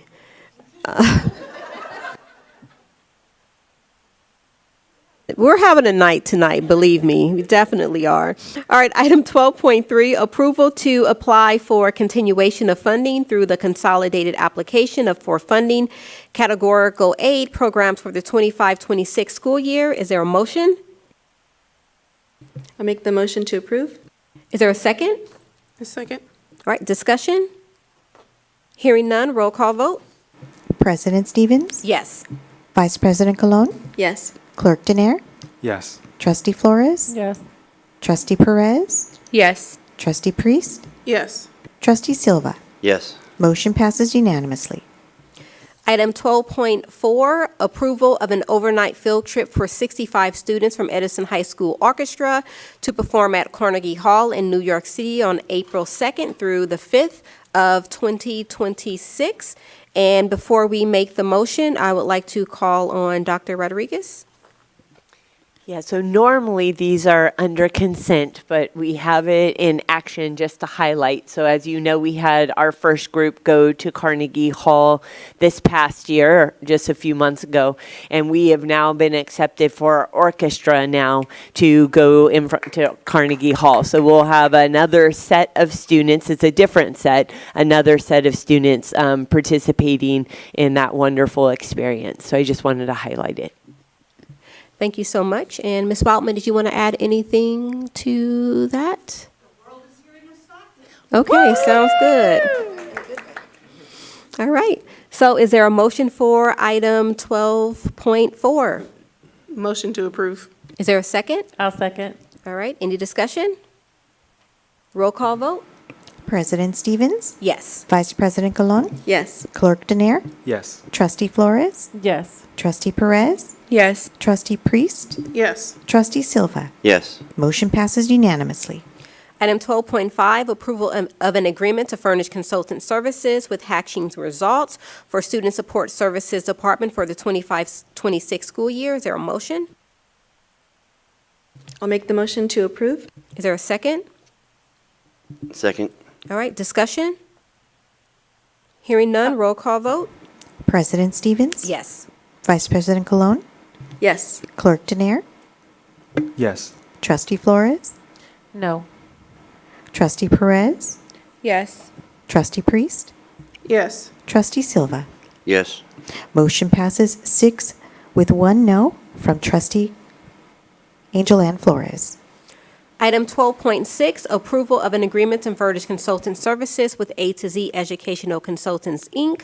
for the language, art, and math professional development for Monroe Elementary. Is there a motion? I motion to approve. Is there a second? I second. All right, discussion? Hearing none, roll call vote? President Stevens? Yes. Vice President Cologne? Yes. Clerk Denier? Yes. Trustee Flores? Yes. Trustee Perez? Yes. Trustee Priest? Yes. Trustee Silva? Yes. Motion passes unanimously. Item 12.7, approval to renew purchase of Inspire Literacy Program iLit for English Language Learner, 7th through 12th grade English Department, to support current board adoption curriculum for 2 years, 25-26 and 26-27. Is there a motion? Motion to approve. Is there a second? I second. All right, second by Trustee Perez. Any discussion? Hearing none, roll call vote? President Stevens? Yes. Vice President Cologne? Yes. Clerk Denier? Yes. Trustee Flores? Yes. Trustee Perez? Yes. Trustee Priest? Yes. Trustee Silva? Yes. Motion passes unanimously. Item 12.8, approval of an agreement to furnish consultant services with King Makers of Oakland to provide consultant services for SUSD male students, primarily from historically marginalized backgrounds for Expanded Learning Opportunities Program for the 25-26 school year. Is there a motion? Motion to approve. Is there a second? I'll second Stevens. Any discussion? Hearing none, roll call vote? President Stevens? Yes. Vice President Cologne? Yes. Clerk Denier? Yes. Trustee Flores? Yes. Trustee Perez? Yes. Trustee Priest? Yes. Trustee Silva? Yes. Motion passes unanimously. Item 12.9, approval of an agreement to furnish consultant services with Improve Your Tomorrow to provide consultant services for SUSD young men, focusing on young men of color for the Expanded Learning Opportunities Program for the 25-26 school year. Is there a motion? I motion to approve. Is there a second? A second. All right, any discussion? Hearing none, roll call vote? President Stevens? Yes. Vice President Cologne? Yes. Clerk Denier? Yes. Trustee Flores? Yes. Trustee Perez? Yes. Trustee Priest? Yes. Trustee Silva? Yes. Motion passes unanimously. Item 12.10, approval of an agreement to furnish consultant services with Students Program for Academic and Athletic Transitioning SPAT to provide consultant services for SUSD students of color for Expanded Learning Opportunities Program for the 25-26 school year. Is there a motion? Motion to approve. Is there a second? I'll second. Second by Trustee Flores. Any discussion? Hearing none, roll call vote? President Stevens? Yes. Vice President Cologne? Yes. Clerk Denier? Yes. Trustee Flores? Yes. Trustee Perez? Yes. Trustee Priest? Yes. Trustee Silva? Yes. Motion passes unanimously. Item 12.11, approval of an agreement with Borderless Academics, Inc. for the supplemental science labs and experiential learning opportunities for the 3rd through 12th grade students in the Expanded Learning Opportunity Program, ELOP. Is there a motion? I motion to approve. Is there a second? A second. All right, discussion? Hearing none, roll call vote? President Stevens? Yes. Vice President Cologne? Yes. Clerk Denier? Yes. Trustee Flores? Yes. Trustee Priest? Yes, you messing up my order here. Trustee Perez? Yes. Trustee Silva? Yes. Motion passes unanimously. Item 12.12, approval Community College and Career Access Pathways Partnership Agreement for Instructional Services between San Joaquin Delta Community College and the Stockton Unified School District. Is there a motion? A motion to approve? Is there a second? A second. All right, discussion? Hearing none, roll call vote? President Stevens? Yes. Vice President Colon? Yes. Clerk Janair? Yes. Trustee Flores? Yes. Trustee Perez? Yes. Trustee Priest? Yes. Trustee Silva? Yes. Motion passes unanimously.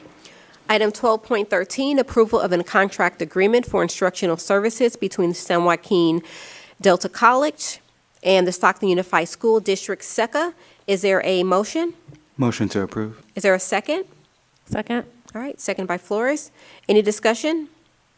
Hearing none, roll call vote? President Stevens? Yes. Vice President Colon? Yes. Clerk Janair? Yes. Trustee Flores? Yes. Trustee Perez? Yes. Trustee Priest? Yes. Trustee Silva? Yes. Motion passes unanimously. Item 12.14, approval of an extension of the Get More Math program for 9th through 12th grade high school students. Is there a motion? I'll make the motion to approve. Is there a second? I second. All right, second by Trustee Priest. I'm sorry, Trustee Perez. Sorry, Trustee Perez. Any discussion? Hearing none, roll call vote? President Stevens? Yes. Vice President Colon? Yes. Clerk Janair? Yes. Trustee Flores? Yes. Trustee Perez? Yes. Trustee Priest? Yes. Trustee Silva? Yes. Motion passes unanimously. Item 12.15, approval of the Arts and Music in Schools Funding Guarantee and Accountability Act Proposition 28 Implementation School Plan for the 25-26 school year. Is there a motion? I motion to approve? Is there a second? A second. Any discussion? Oh, did you want to come up?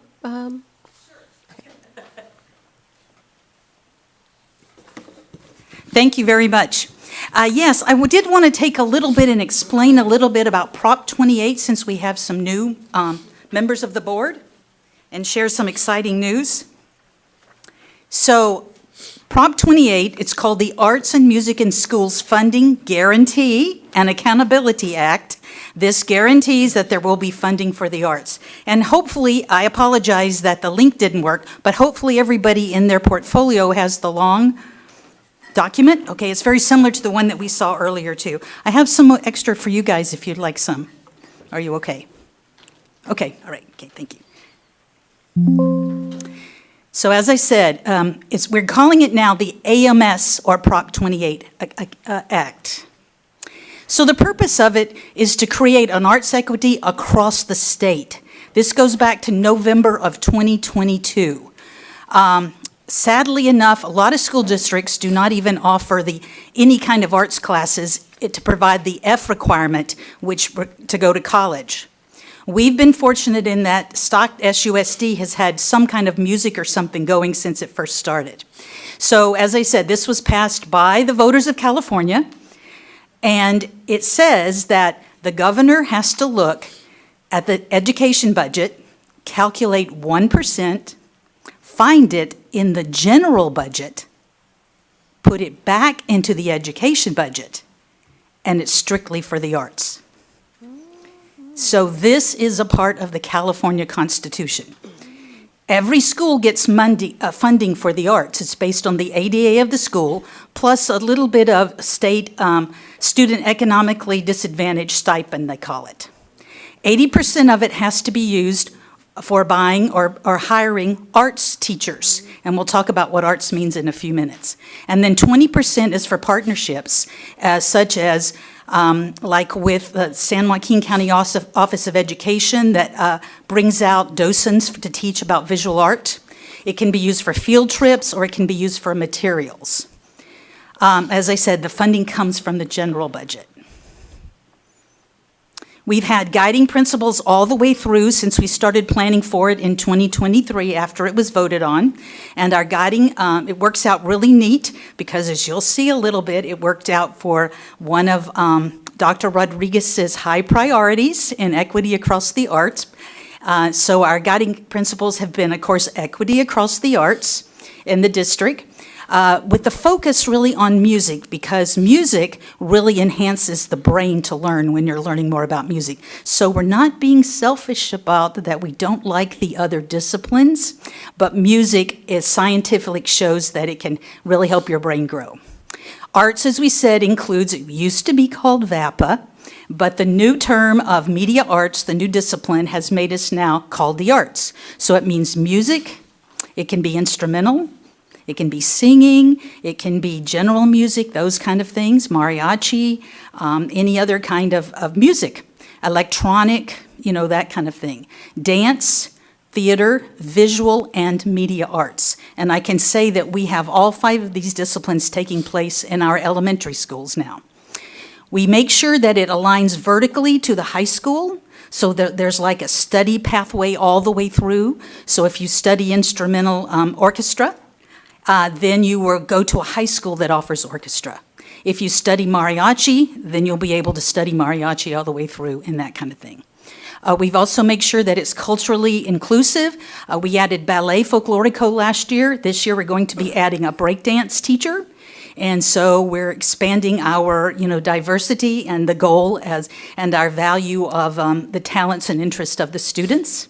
And then we make sure that it provides arts experiences which leads to integration, maybe such as STEAM kind of things and stuff like that. And the more importantly, that it is a discipline study that is sustainable. Okay, so the long piece of paper that you got there, what that shows is the funding is good for 3 years. So the funding that you see there is telling the principals how much money they have to spend by certain times. And that helps them know how to plan. The first yellow column that you see there with all the checks, those were the classes for this past year, 24-25. And I will be back a little bit later to give you a full report of how many students were served and all of that. And that's part of the AMS accountability. We have to come and give all those numbers and file them. But you can see what was added. And I will tell you, I'll give you a little hint. Before Prop 28 came in, we only had 18 schools, elementary schools, that offered any kind of arts to students. Last year, we had 40. Now, look for 25-26, and you can find your various schools on your big sheet. I'm excited to say that we will have 11 schools this year that will be able to service TK through 8th grade. So that means every kid in that school sometime during the school year will have some kind of study with an arts teacher, music, dance, theater, or visual art, rather than just in their classroom and on their own. That is a big thing in 2 or 3 years. It is moving and making things equitable. And I can see you're looking for your school, so I'll wait just a few minutes. That's okay.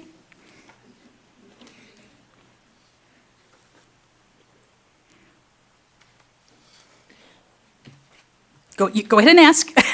I felt it might be the best time. Go ahead. How is the amounts calculated per school site? That is done by the ADA of the school. And then there is a student economically a stipend that adds. So, and then two, remember what I said, it's based on the 1% of the general budget that the governor has to calculate. This is how much I put in, then he looks at how many students we have, and this is how much money he has to spend, and then he figures it out by school. So it's a lot of math for him, and also a lot of math for him, because this is one of the things he'd like to see, to use the general budget in other ways. But we're glad you voted for it, people. Thank you.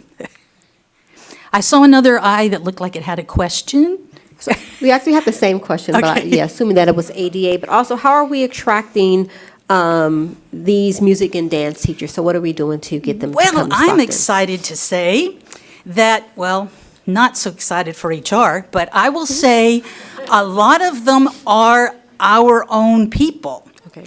In fact, for years, we have had classroom teachers out there who have those visual art degrees or dance degrees. In fact, last year we got a math teacher from Lincoln.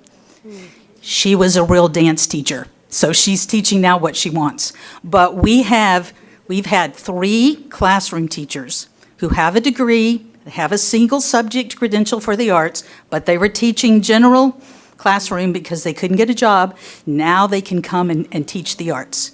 In fact, this year, our theater teacher, she has been in the district for almost 20-something years. Her initial degree was theater, and she's finally excited to be able to teach theater. She's used the skills through the years, but now she can focus and do that. The one thing we are having a hard time doing, which is a big demand across the state, are music teachers. Because that, as we said, that's good for the brain, and it requires a little bit more study, but we've been growing our own. So just this past Monday, I was able to hire another graduate from Chavez High School who has gone and got his music degree and now is joining the ranks, and this is what he said. He said, I wanted to come back to Stockton to give what they gave to me. Nice. So we're growing and recruiting our own, but we also are trying to get outside. Thank you. Uh-huh. Any other questions for Mrs. Wildman? All right, here are Okay, no other ones. and then, oops, wrong way, sorry.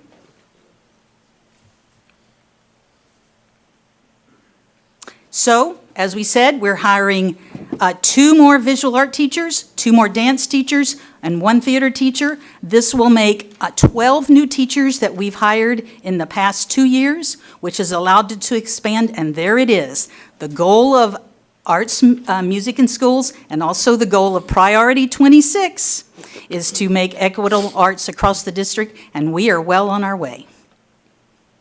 Thank you. Okay, thank you. Thank you, Cindy. Thank you, Mrs. Wildman. All right, so we need a motion for item 12.15. All right, who was the first? I think I did. Flores, and then second? All right, trustee, okay. Roll call vote? President Stevens? Yes. Vice President Colon? Yes. Clerk Denier? Yes. Trustee Flores? Yeah. Trustee Perez? Yes. Trustee Priest? Yes. Trustee Silva? Yes. Motion passes unanimously. All right, item 12.16, approval of an agreement to furnish consultant services and professional development with the California Reading and Literature Project through UCI for secondary and elementary schools. Is there a motion? I motion to approve. Is there a second? A second. All right, any discussion? Roll call vote? President Stevens? Yes. Vice President Colon? Yes. Clerk Denier? Yes. Trustee Flores? Yes. Trustee Perez? Yes. Trustee Priest? Yes. Trustee Silva? Yes. Motion passes unanimously. Item 12.17, approval of a 3-year renewal agreement with Inform K-12 for online tracking and signatures for the 25 through 28 school year access. Is there a motion? I motion to approve. Is there a second? I second. All right. Second by trustee Perez. Any discussion? Hearing none, roll call vote? President Stevens? Yes. Vice President Colon? Yes. Clerk Denier? Clerk Denier is absent. Absent? Trustee Flores? Yes. Trustee Perez? Yes. Trustee Priest? Yes. Trustee Silva? Yes. Motion passes 6 with 1 absent. All right, moving on to item 12.18, adoption of resolution number 24-99, authorizing approval of agreement incorporating piggyback contract and Renaissance Learning, Inc. type action. Is there a motion? I'll make the motion to approve. Is there a second? I'll second. All right, second by trustee Flores. Any discussion? Hearing none, roll call vote? President Stevens? Yes. Vice President Colon? Yes. Clerk Donald Denier is absent. Trustee Flores? Yes. Trustee Perez? Yes. Trustee Priest? Yes. Trustee Silva? Yes. Motion passes 6 to 1 with Donald Denier absent. Item 13.1, ratification of the tentative agreement between the Stockton Unified School District and the United Stockton Administrators, USA, for the 25 through 28 successor negotiations and approval of the required public financial disclosure forms assessing the agreement's physical impact. Is there a motion? A motion to approve. Is there a second? I'll second Stevens. Any discussion? Did you want to present anything, Ms. Reels? No? Okay. All right, roll call vote? President Stevens? Yes. Vice President Colon? Yes. Clerk Donald Daener is absent. Trustee Flores? Yes. Trustee Perez? Yes. Trustee Priest? Yes. Trustee Silva? Yes. Motion passes 6 with 1 absent. Item 13.2, approval of the final NCR pro forma with Keenan and Associates for property and liability coverage. Is there a motion? Motion to approve? Is there a second? A second. Second by Trustee Silva. Any discussion? Hearing none, roll call vote. There's a presentation if you would like to hear it. You guys want the presentation? Yep. Who's presenting?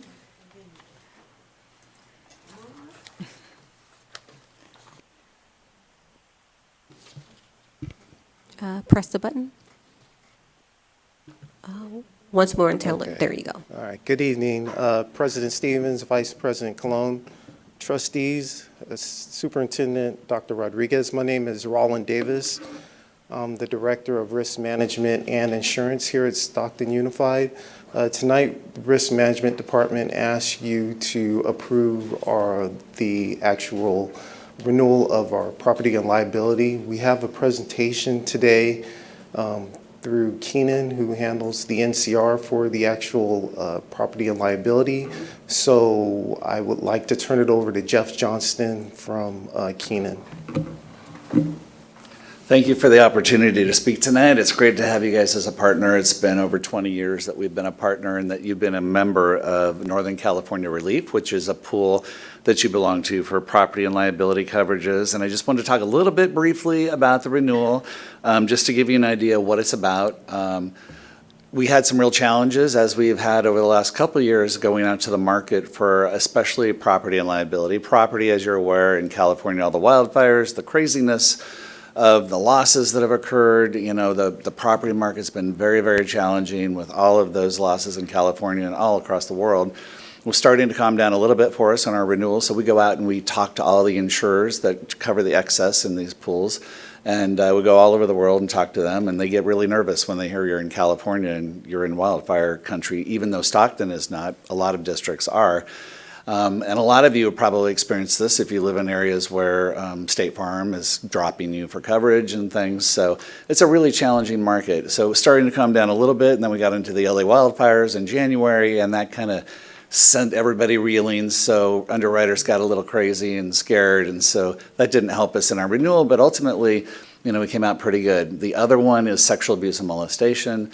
I'm sure, you know, in a lot of the closed sessions, there have been cases that have been discussed about sexual abuse and molestation, and you know, Stockton is not alone in this area.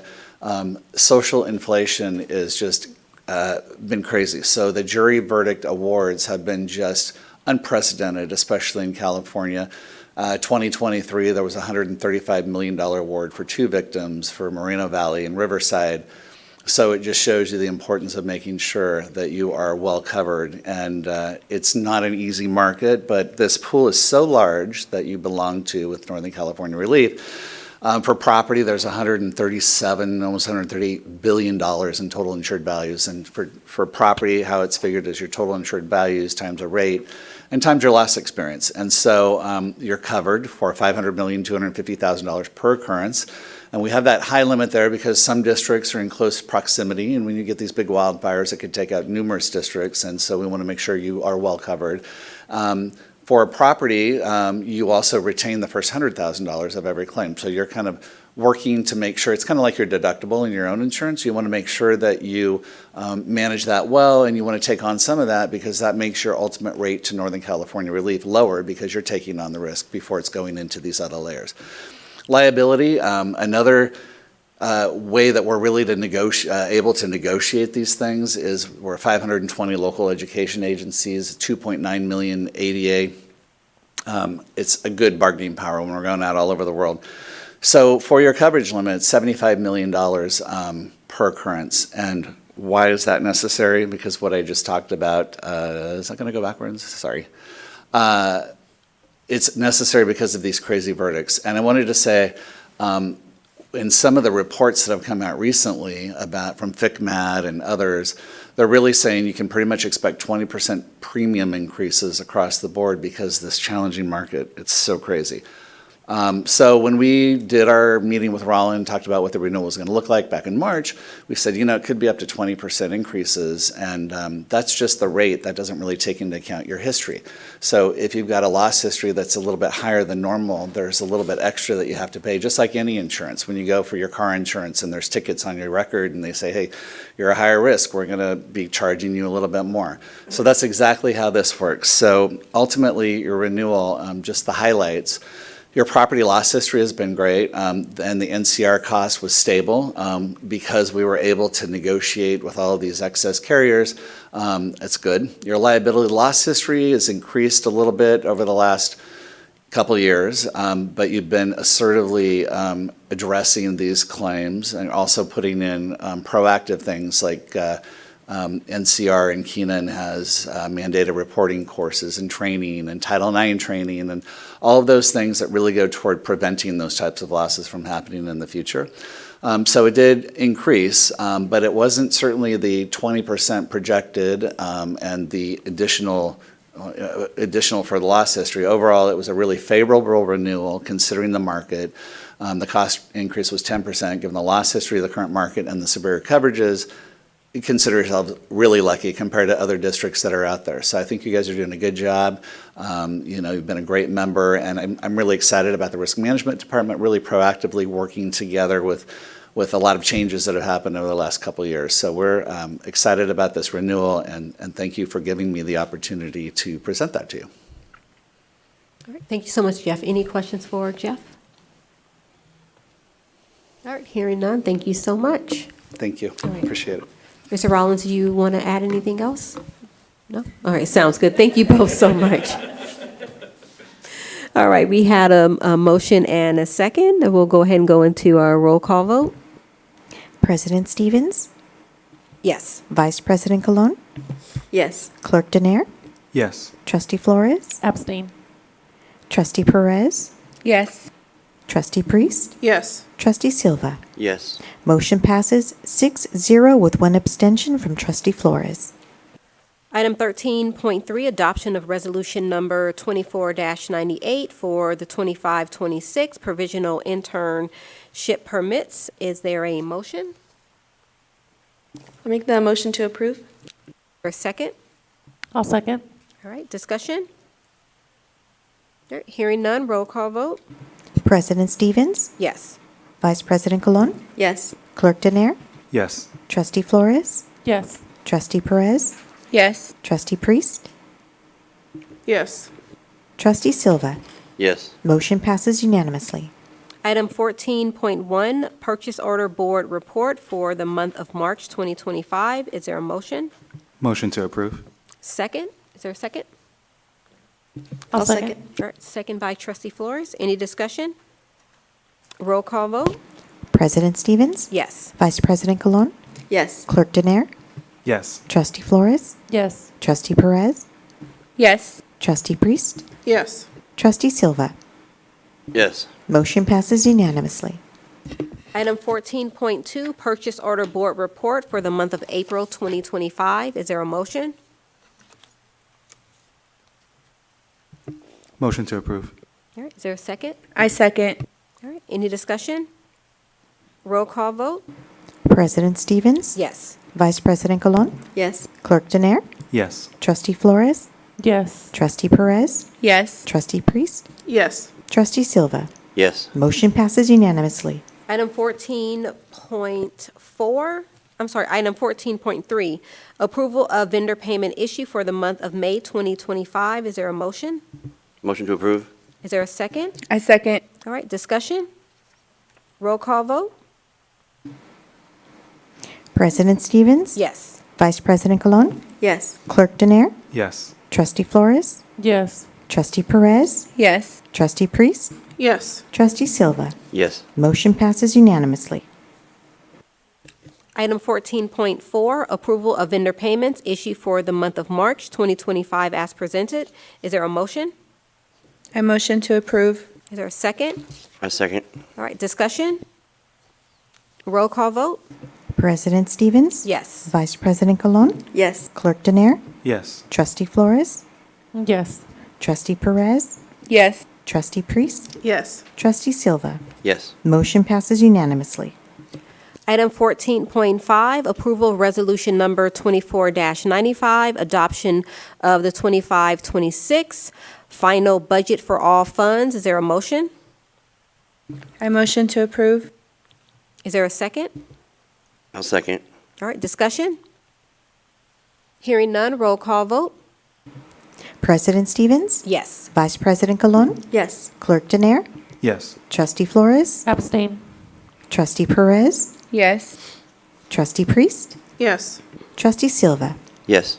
Motion passes 6-0 with one abstention from Trustee Flores. Item 14.6, adoption of resolution number 24-96, authorizing expenditures from the Education Protection account for the fiscal year 25-26 according to Article 13, Section 36 of the California Constitution. Is there a motion? Motion to approve. Is there a second? I second. All right, discussion? Roll call vote? President Stevens? Yes. Vice President Colon? Yes. Clerk Denier? Yes. Trustee Flores? Yes. Trustee Perez? Yes. Trustee Priest? Yes. Trustee Silva? Yes. Motion passes unanimously. Item 14.7, adoption of resolution number 24-97 to establish temporary intra-fund transfers for the fiscal year 25-26. Is there a motion? I make the motion to approve. Is there a second? I'll second. All right, discussion? Roll call vote? President Stevens? Yes. Vice President Colon? Yes. Clerk Denier? Yes. Trustee Flores? No. Trustee Perez? Yes. Trustee Priest? Yes. Trustee Silva? Yes. Motion passes 6-1 with Trustee Flores voting no. Item 14.8, approval of professional services agreement with Teeter Inc. to address heating, ventilation, and air conditioning HVAC improvements for Franklin High School Building A. Is there a motion? Motion to approve. Is there a second? I'll second Stevens. Any discussion? Roll call vote? President Stevens? Yes. Vice President Colon? Yes. Clerk Denier? Yes. Trustee Flores? Yes. Trustee Perez? Yes. Trustee Priest? Yes. Trustee Silva? Yes. Motion passes unanimously. Item 14.9, approval to purchase the renewal of the annual subscription for the Go Guardian Chromebook monitoring platform, Go Guardian Beacon, Go Guardian Admin, and Pear Deck for the 25-26 school year. Is there a motion? Motion to approve. Is there a second? I'll second. All right, second by Cologne. Any discussion? Roll call vote? President Stevens? Yes. Vice President Colon? Yes. Clerk Denier? Yes. Trustee Flores? Yes. Trustee Perez? Yes. Trustee Priest? Yes. Trustee Silva? Yes. Motion passes unanimously. Item 14.10, approval of awarding the amended contract to Caltronics for RFP number 25.502, copier leasing and maintenance services. Is there a motion? I make the motion to approve. Do you have a second? I second. All right, discussion? Roll call vote? President Stevens? Yes. Vice President Colon? Yes. Clerk Denier? Yes. Trustee Flores? Yes. Trustee Perez? Yes. Trustee Priest? Yes. Trustee Silva? Yes. Motion passes unanimously. Item 14.11, approval of pool of vendors from RFP number 25.1300 for comprehensive transportation charter service program. Is there a motion? I make the motion to approve. Is there a second? Second. All right, discussion? Roll call vote? President Stevens? Yes. Vice President Colon? Yes. Clerk Denier? Yes. Trustee Flores? I'm going to abstain because I haven't done my own research to confirm the vendor list. Trustee Perez? Yes. Trustee Priest? Yes. Trustee Silva? Yes. Motion passes 6-0 with one abstention from Trustee Flores. Item 14.2, approval of awarding contract of the RFP number 25.13101 for transportation software and hardware, technology to Zoom. Is there a motion? Motion to approve? All right, is there a second? I second. All right, and then there is a presentation.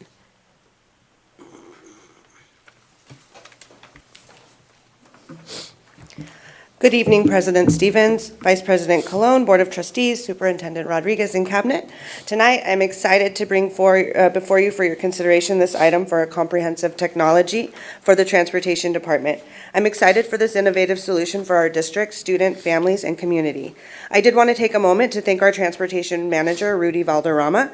He put his heart and soul into this project this year, and it was the basis for his department scorecard.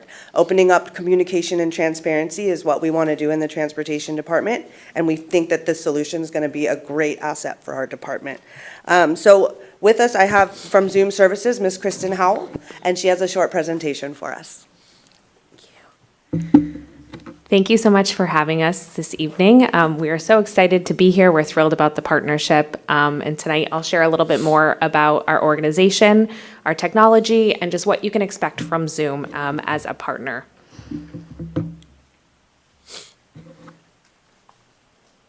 There we go. So Zoom was founded in 2014 by our CEO, Ritu, who is a working mom and a first-generation immigrant. And she founded Zoom to solve a problem that she faced very personally, getting her two students to school safely and reliably every day. And what she realized is that that was a challenge that was faced by many families and many school systems across the country. So she founded Zoom with one mission, really to modernize student transportation. And when we think about modernization, it's not just about the technology. Really, we start first with our values. So, something I hope is that in every interaction that you have with Zoom, you will feel and experience these values and really see them come to life. For sake of brevity tonight, I'm just going to choose one. Zoom has a reputation for being customer obsessed. And when we think about our customers, we're not just thinking about the school district, but we're thinking about every student, every family, every driver, your principals, your school administrative staff, really thinking about the holistic partnership. And we're obsessed with really improving the experience of all of your community. And where, this really is a great example is through our parent app. So parents have the opportunity to rate each ride out of 5 stars and provide direct feedback through the parent app. Across our organization, almost 500,000 ratings. We have an average rating of 4.9 out of 5 stars from parents. And that's not just due to the fact that we provide that opportunity for the two-way feedback, but it's because in partnership with our school districts, we follow up and ensure that parents are responded to when they do have issues that do come up through that mechanism and that communication channel.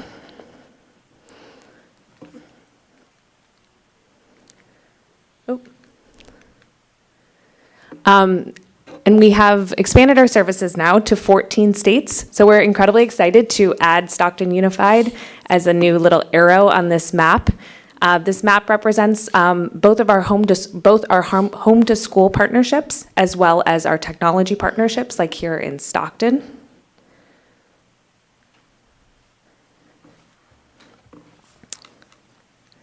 Sorry, slides are a little out of order. And just to highlight a couple of our California-based partners. So we are a California-based company. We serve districts across the state, including Los Angeles Unified, where we operate 400 school buses, but they also use our technology on 1,200 of their in-house buses every day to monitor their operation and optimize performance. And then Oakland Unified, want to highlight your partner directly to the west. We run the nation's only fully electric EV fleet there. So they have 74 buses that run every day fully electric. A couple of your teammates, including Katie and Rudy, have come and seen it live. We invite any of you, we'd love to host you over in Oakland or any of our facilities. Slides are a little out of order, sorry here. And of course, our technology. So why we're here tonight. So I want to briefly highlight our technology. It's really the backbone of our organization, of our operation. And And it really connects all stakeholders across your community, across your district onto one single platform, which improves transparency, communication, and really allows you to, again, optimize that operation and create more efficiencies across your entire transportation system. So starting with our parent app, as I mentioned, so parents can monitor and manage the rides that are their students' rides coming to and from their home, and they're also able to provide that direct feedback and to rate each ride. Our driver app, so our driver tablets, allow drivers to clock in and clock off using the tablet. They're also able to do their digital inspections, and then they're getting turn-by-turn directions in real time for all of their routes. One other feature of our driver app that really speaks to a lot of your equity goals here at Stockton Unified, and particularly through a special education lens, is the student-specific instructions. So when a driver picks up a student who might have a specific need or a special instruction, for instance, a student travels with an EpiPen, or maybe a student is nonverbal and needs, special personalization, the driver sees that information every time they pick that student up. So if it's a substitute driver, if it's the regular driver, that student is able to get that personalized and consistent experience through transportation. Students also swipe in and swipe off through an RFID system on the driver tablet, so you're able to manage your ridership and create more efficiencies. Our system also has a robust routing platform, so really allowing you to, optimize your fleet and create those efficiencies with routing. In addition, the system has multiple dashboards that are really tailored to different roles. So for instance, school administrators are able to use a school platform that's available on mobile, where they can see the buses that are coming to and from their campus and be able to have access to that data. As a district, at the district level dashboard, you're able to see all of the buses across your operation. And as a dispatcher, your operator's dashboard, that's where your transportation team is able to have access to information that allows them to make real-time decisions, such as if a driver clocks in late, if a bus needs to be taken out of service for any reason, if a route needs coverage, they're able to make those decisions quickly using real-time data and address those situations to improve your performance. And finally, all of your field trips and athletics are also on one platform. So it's all connected, it's all unified to, again, provide that transparency, that consistent communication across the operation.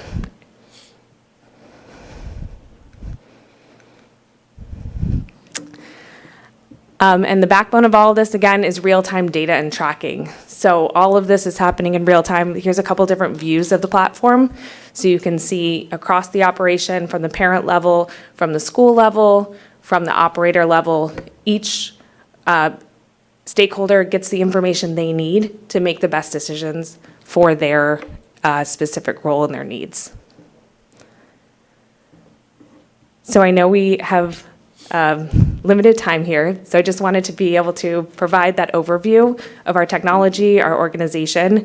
We're really looking forward to this partnership, and we are ready to kick off tomorrow. We're excited to get everything up and running for start of school year, which we know is just around the corner, and welcome any questions, and are just really looking forward to being able to partner with this wonderful district. Yeah, go ahead. I wanted to know if we could briefly hear from Dr. Rodriguez and her thoughts surrounding this. Yes, so I'm really excited about it because something that I know I hear often from parents is they want to know exactly where their child is at the moment. And so this will allow a person to sometimes, well, not always, I believe that information is power, it also allows us to have a sense of control over what's happening.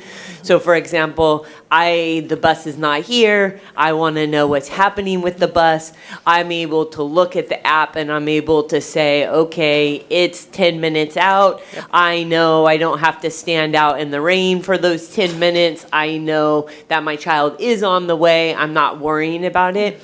I'm excited that we're going to move quickly because I want to move quickly. I'm kind of a pusher. I don't know if you guys figured that out yet, but so I'm excited that we're going to start the beginning of the school year with some of the applications, and then we're going to grow into it.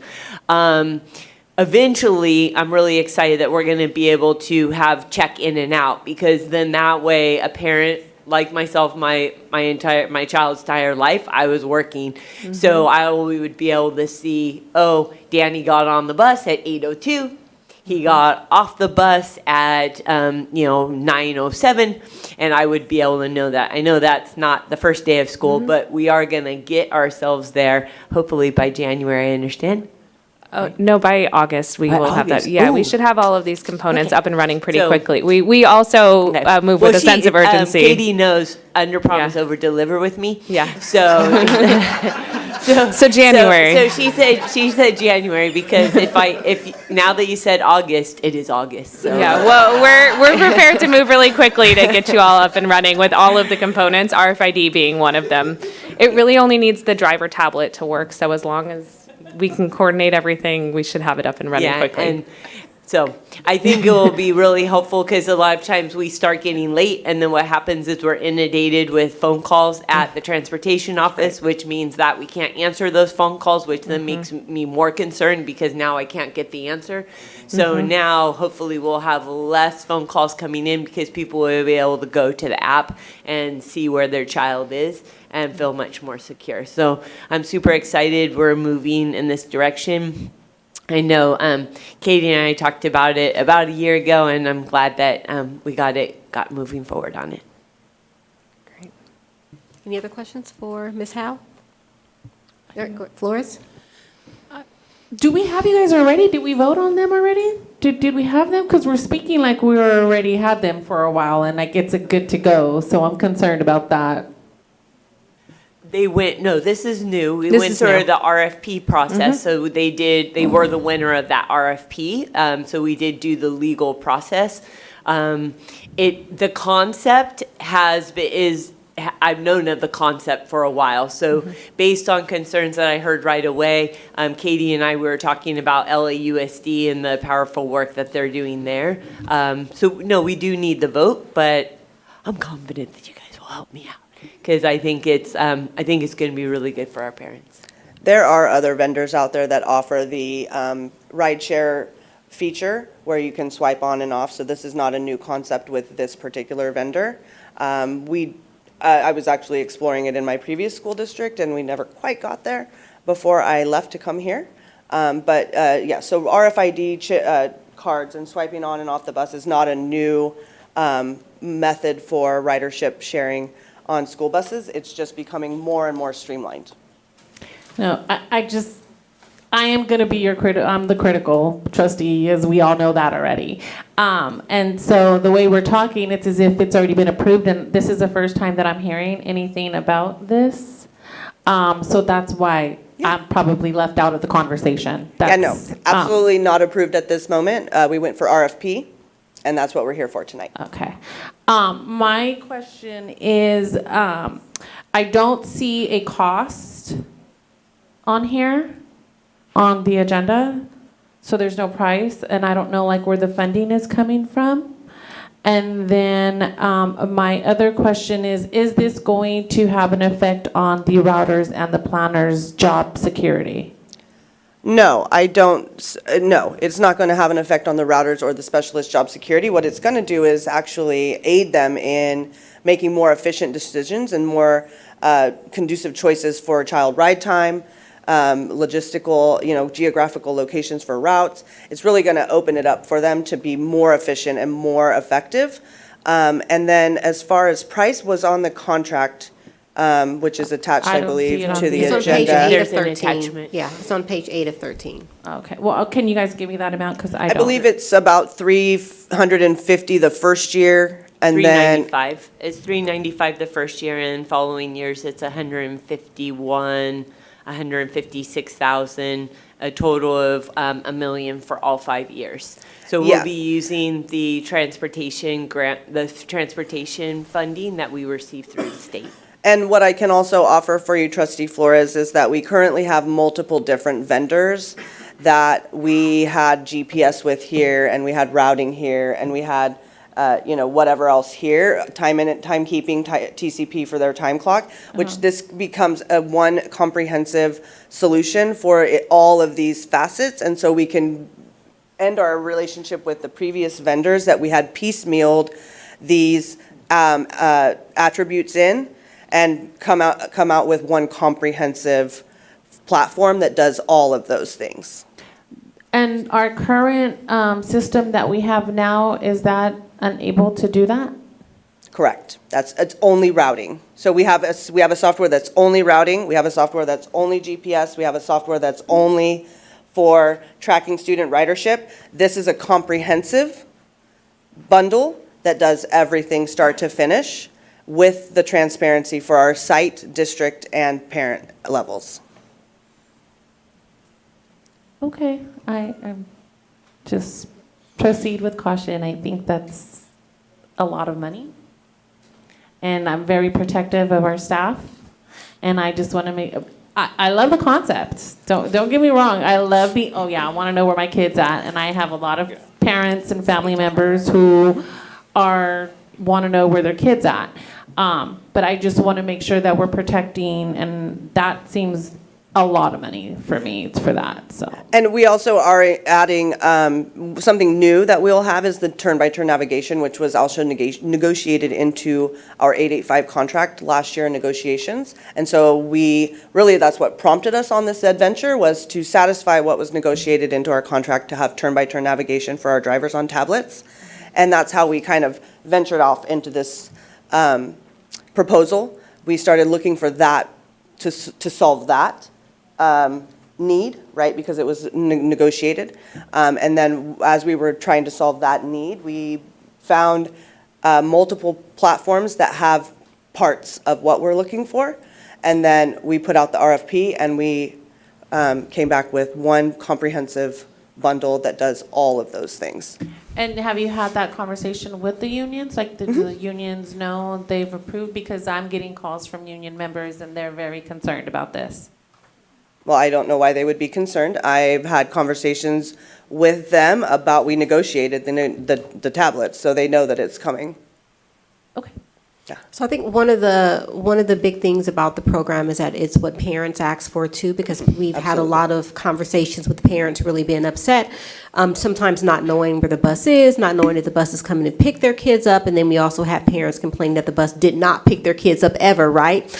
So I think it also solves those problems to ensure that parents have the capability to know when, where, and how their kids will be moving to and from school each day, and then giving them that two-way communication when there is a problem, or if they are concerned about where the bus is, or if they have a student that has special needs, like what does that look like, and how do they convey that piece to the bus driver and team there. But I do believe, Trustee Silva, you had a question as well? Okay. Any other questions? Trustee Priest, you have a face. Sure? Okay. Any other? All right. All right, hearing none, we will move, we have a first and a second. We'll move into roll call vote. President Stevens? Yes. Vice President Colon? Yes. Clerk Denier? Yes. Trustee Flores? I'm going to say yes. Just please don't make me regret this, because this is like, I'm protective of my staff, and I don't want that to have an effect on the staff. I'm more protective of my staff. Thank you. Trustee Perez? Yes. Trustee Priest? Yes. Trustee Silva? Yes. Motion passes unanimously. All right, Thank you. thank you. Item 14.13, approval of amendment number 1 to to the Architectural Design Services Agreement for Architecnica for the ELOP Group B project. Is there a motion? Motion to approve. Is there a second? I'll second. All right, discussion? Roll call vote? President Stevens? Yes. Vice President Colon? Yes. Clerk Denier? Yes. Trustee Flores? Yes. Trustee Perez? Yes. Trustee Priest? Yes. Trustee Silva? Yes. Motion passes unanimously. Item 14.4, approval of CMAS agreement for installation of new flooring in the El Dorado Library. Is there a motion? Motion to approve. Is there a second? I'll second. All right, discussion? Roll call vote? President Stevens? Yes. Vice President Colon? Yes. Clerk Denier? Yes. Trustee Flores? Yes. Trustee Perez? Yes. Trustee Priest? Yes. Trustee Silva?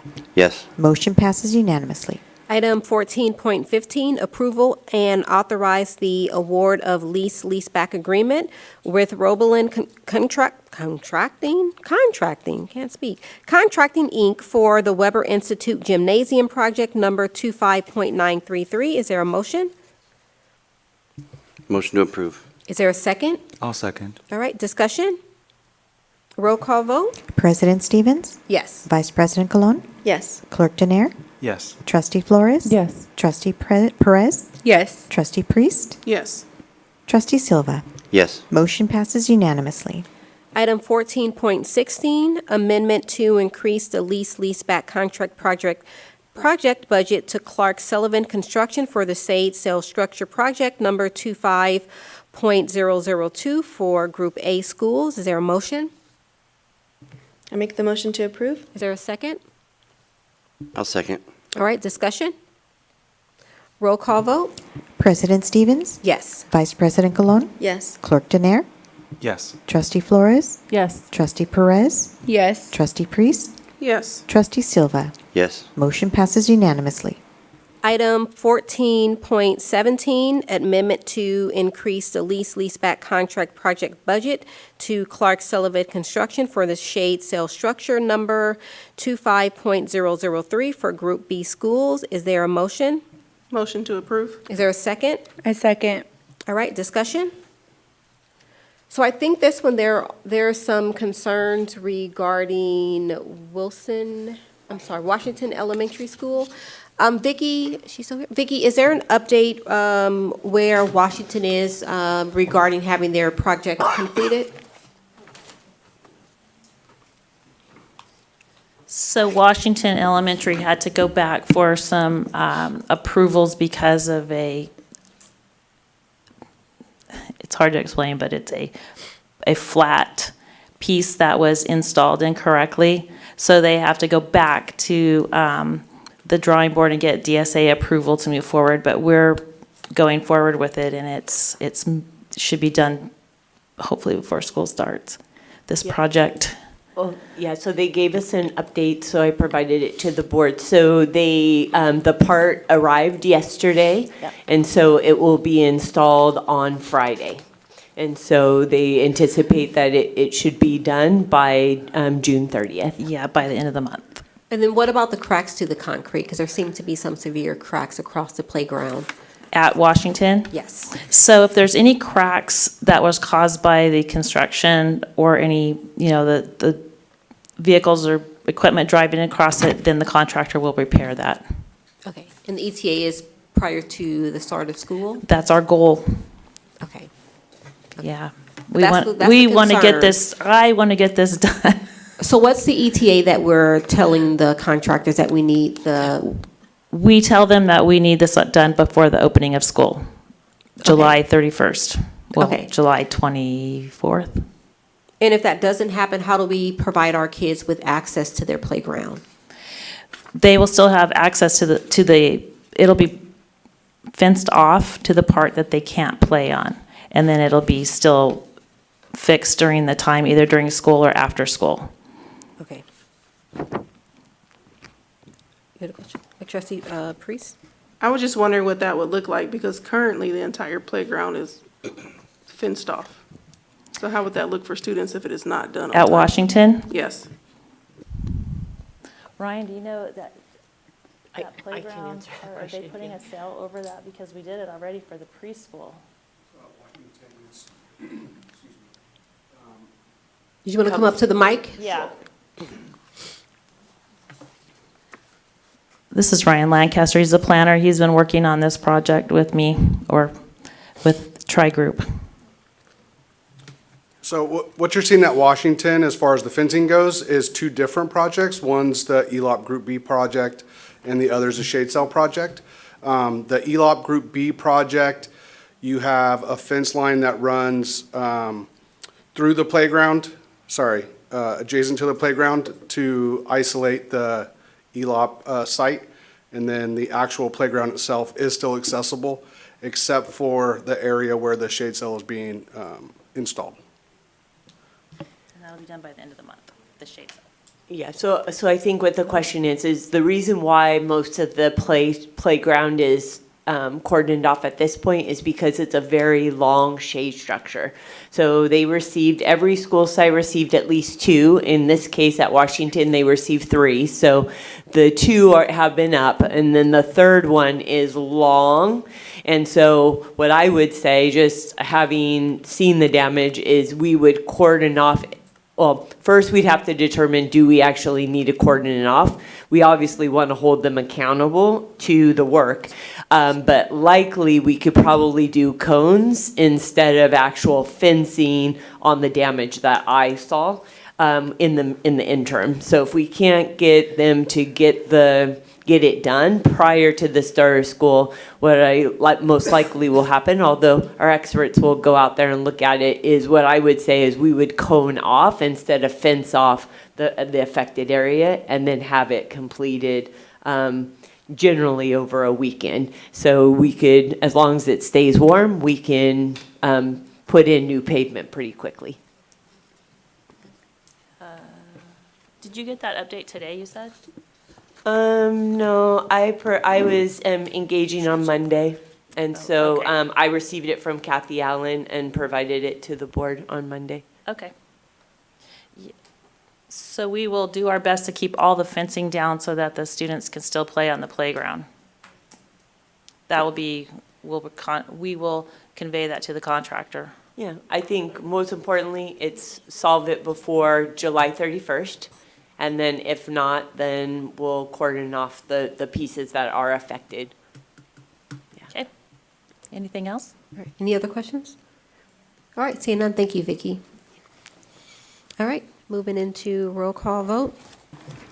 President Stevens? Yes. Vice President Colon? Yes. Clerk Denier? Yes. Trustee Flores? Yes. Trustee Perez? Yes. Trustee Priest? Yes. Trustee Silva? Yes. Motion passes unanimously.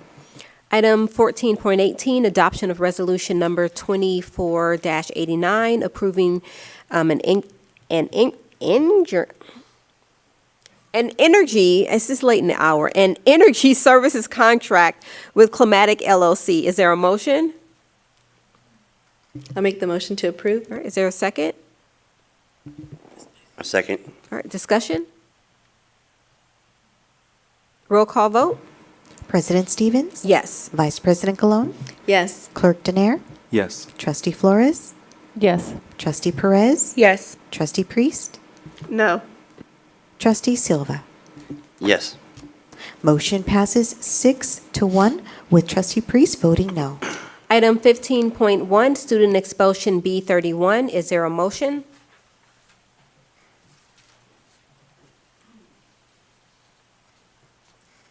I make the motion to approve.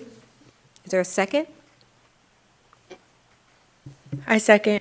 All right. Roll call vote? President Stevens? Yes. Vice President Colon? Yes. Clerk Denier? Yes. Trustee Flores? No. Trustee Perez? Yes. Trustee Priest? No. Trustee Silva? No. Motion passes 4-3 with Trustee Flores, Trustee Priest, and Trustee Silva voting no. Item 15.2, student expulsion BB12. Is there a motion? Motion to approve. Is there a second? I'll second. Roll call vote? President Stevens? Yes. Vice President Colon, Yes. Clerk Denier, No.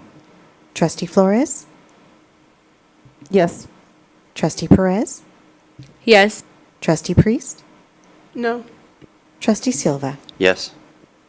Motion passes 5-2 with Trustee Denier and Trustee Priest voting no. Student expulsion BB 13, is there a motion? Make the motion to approve? Is there a second? I'll second. All right, roll call vote? President Stevens, Yes. Vice President Colon, Yes. Clerk Denier, Yes. Trustee Flores, Yes. Trustee Perez, Yes. Trustee Priest, Yes. Trustee Silva. Yes. Motion passes unanimously. Item 17.1, I would like to adjourn the board meeting at 8:32.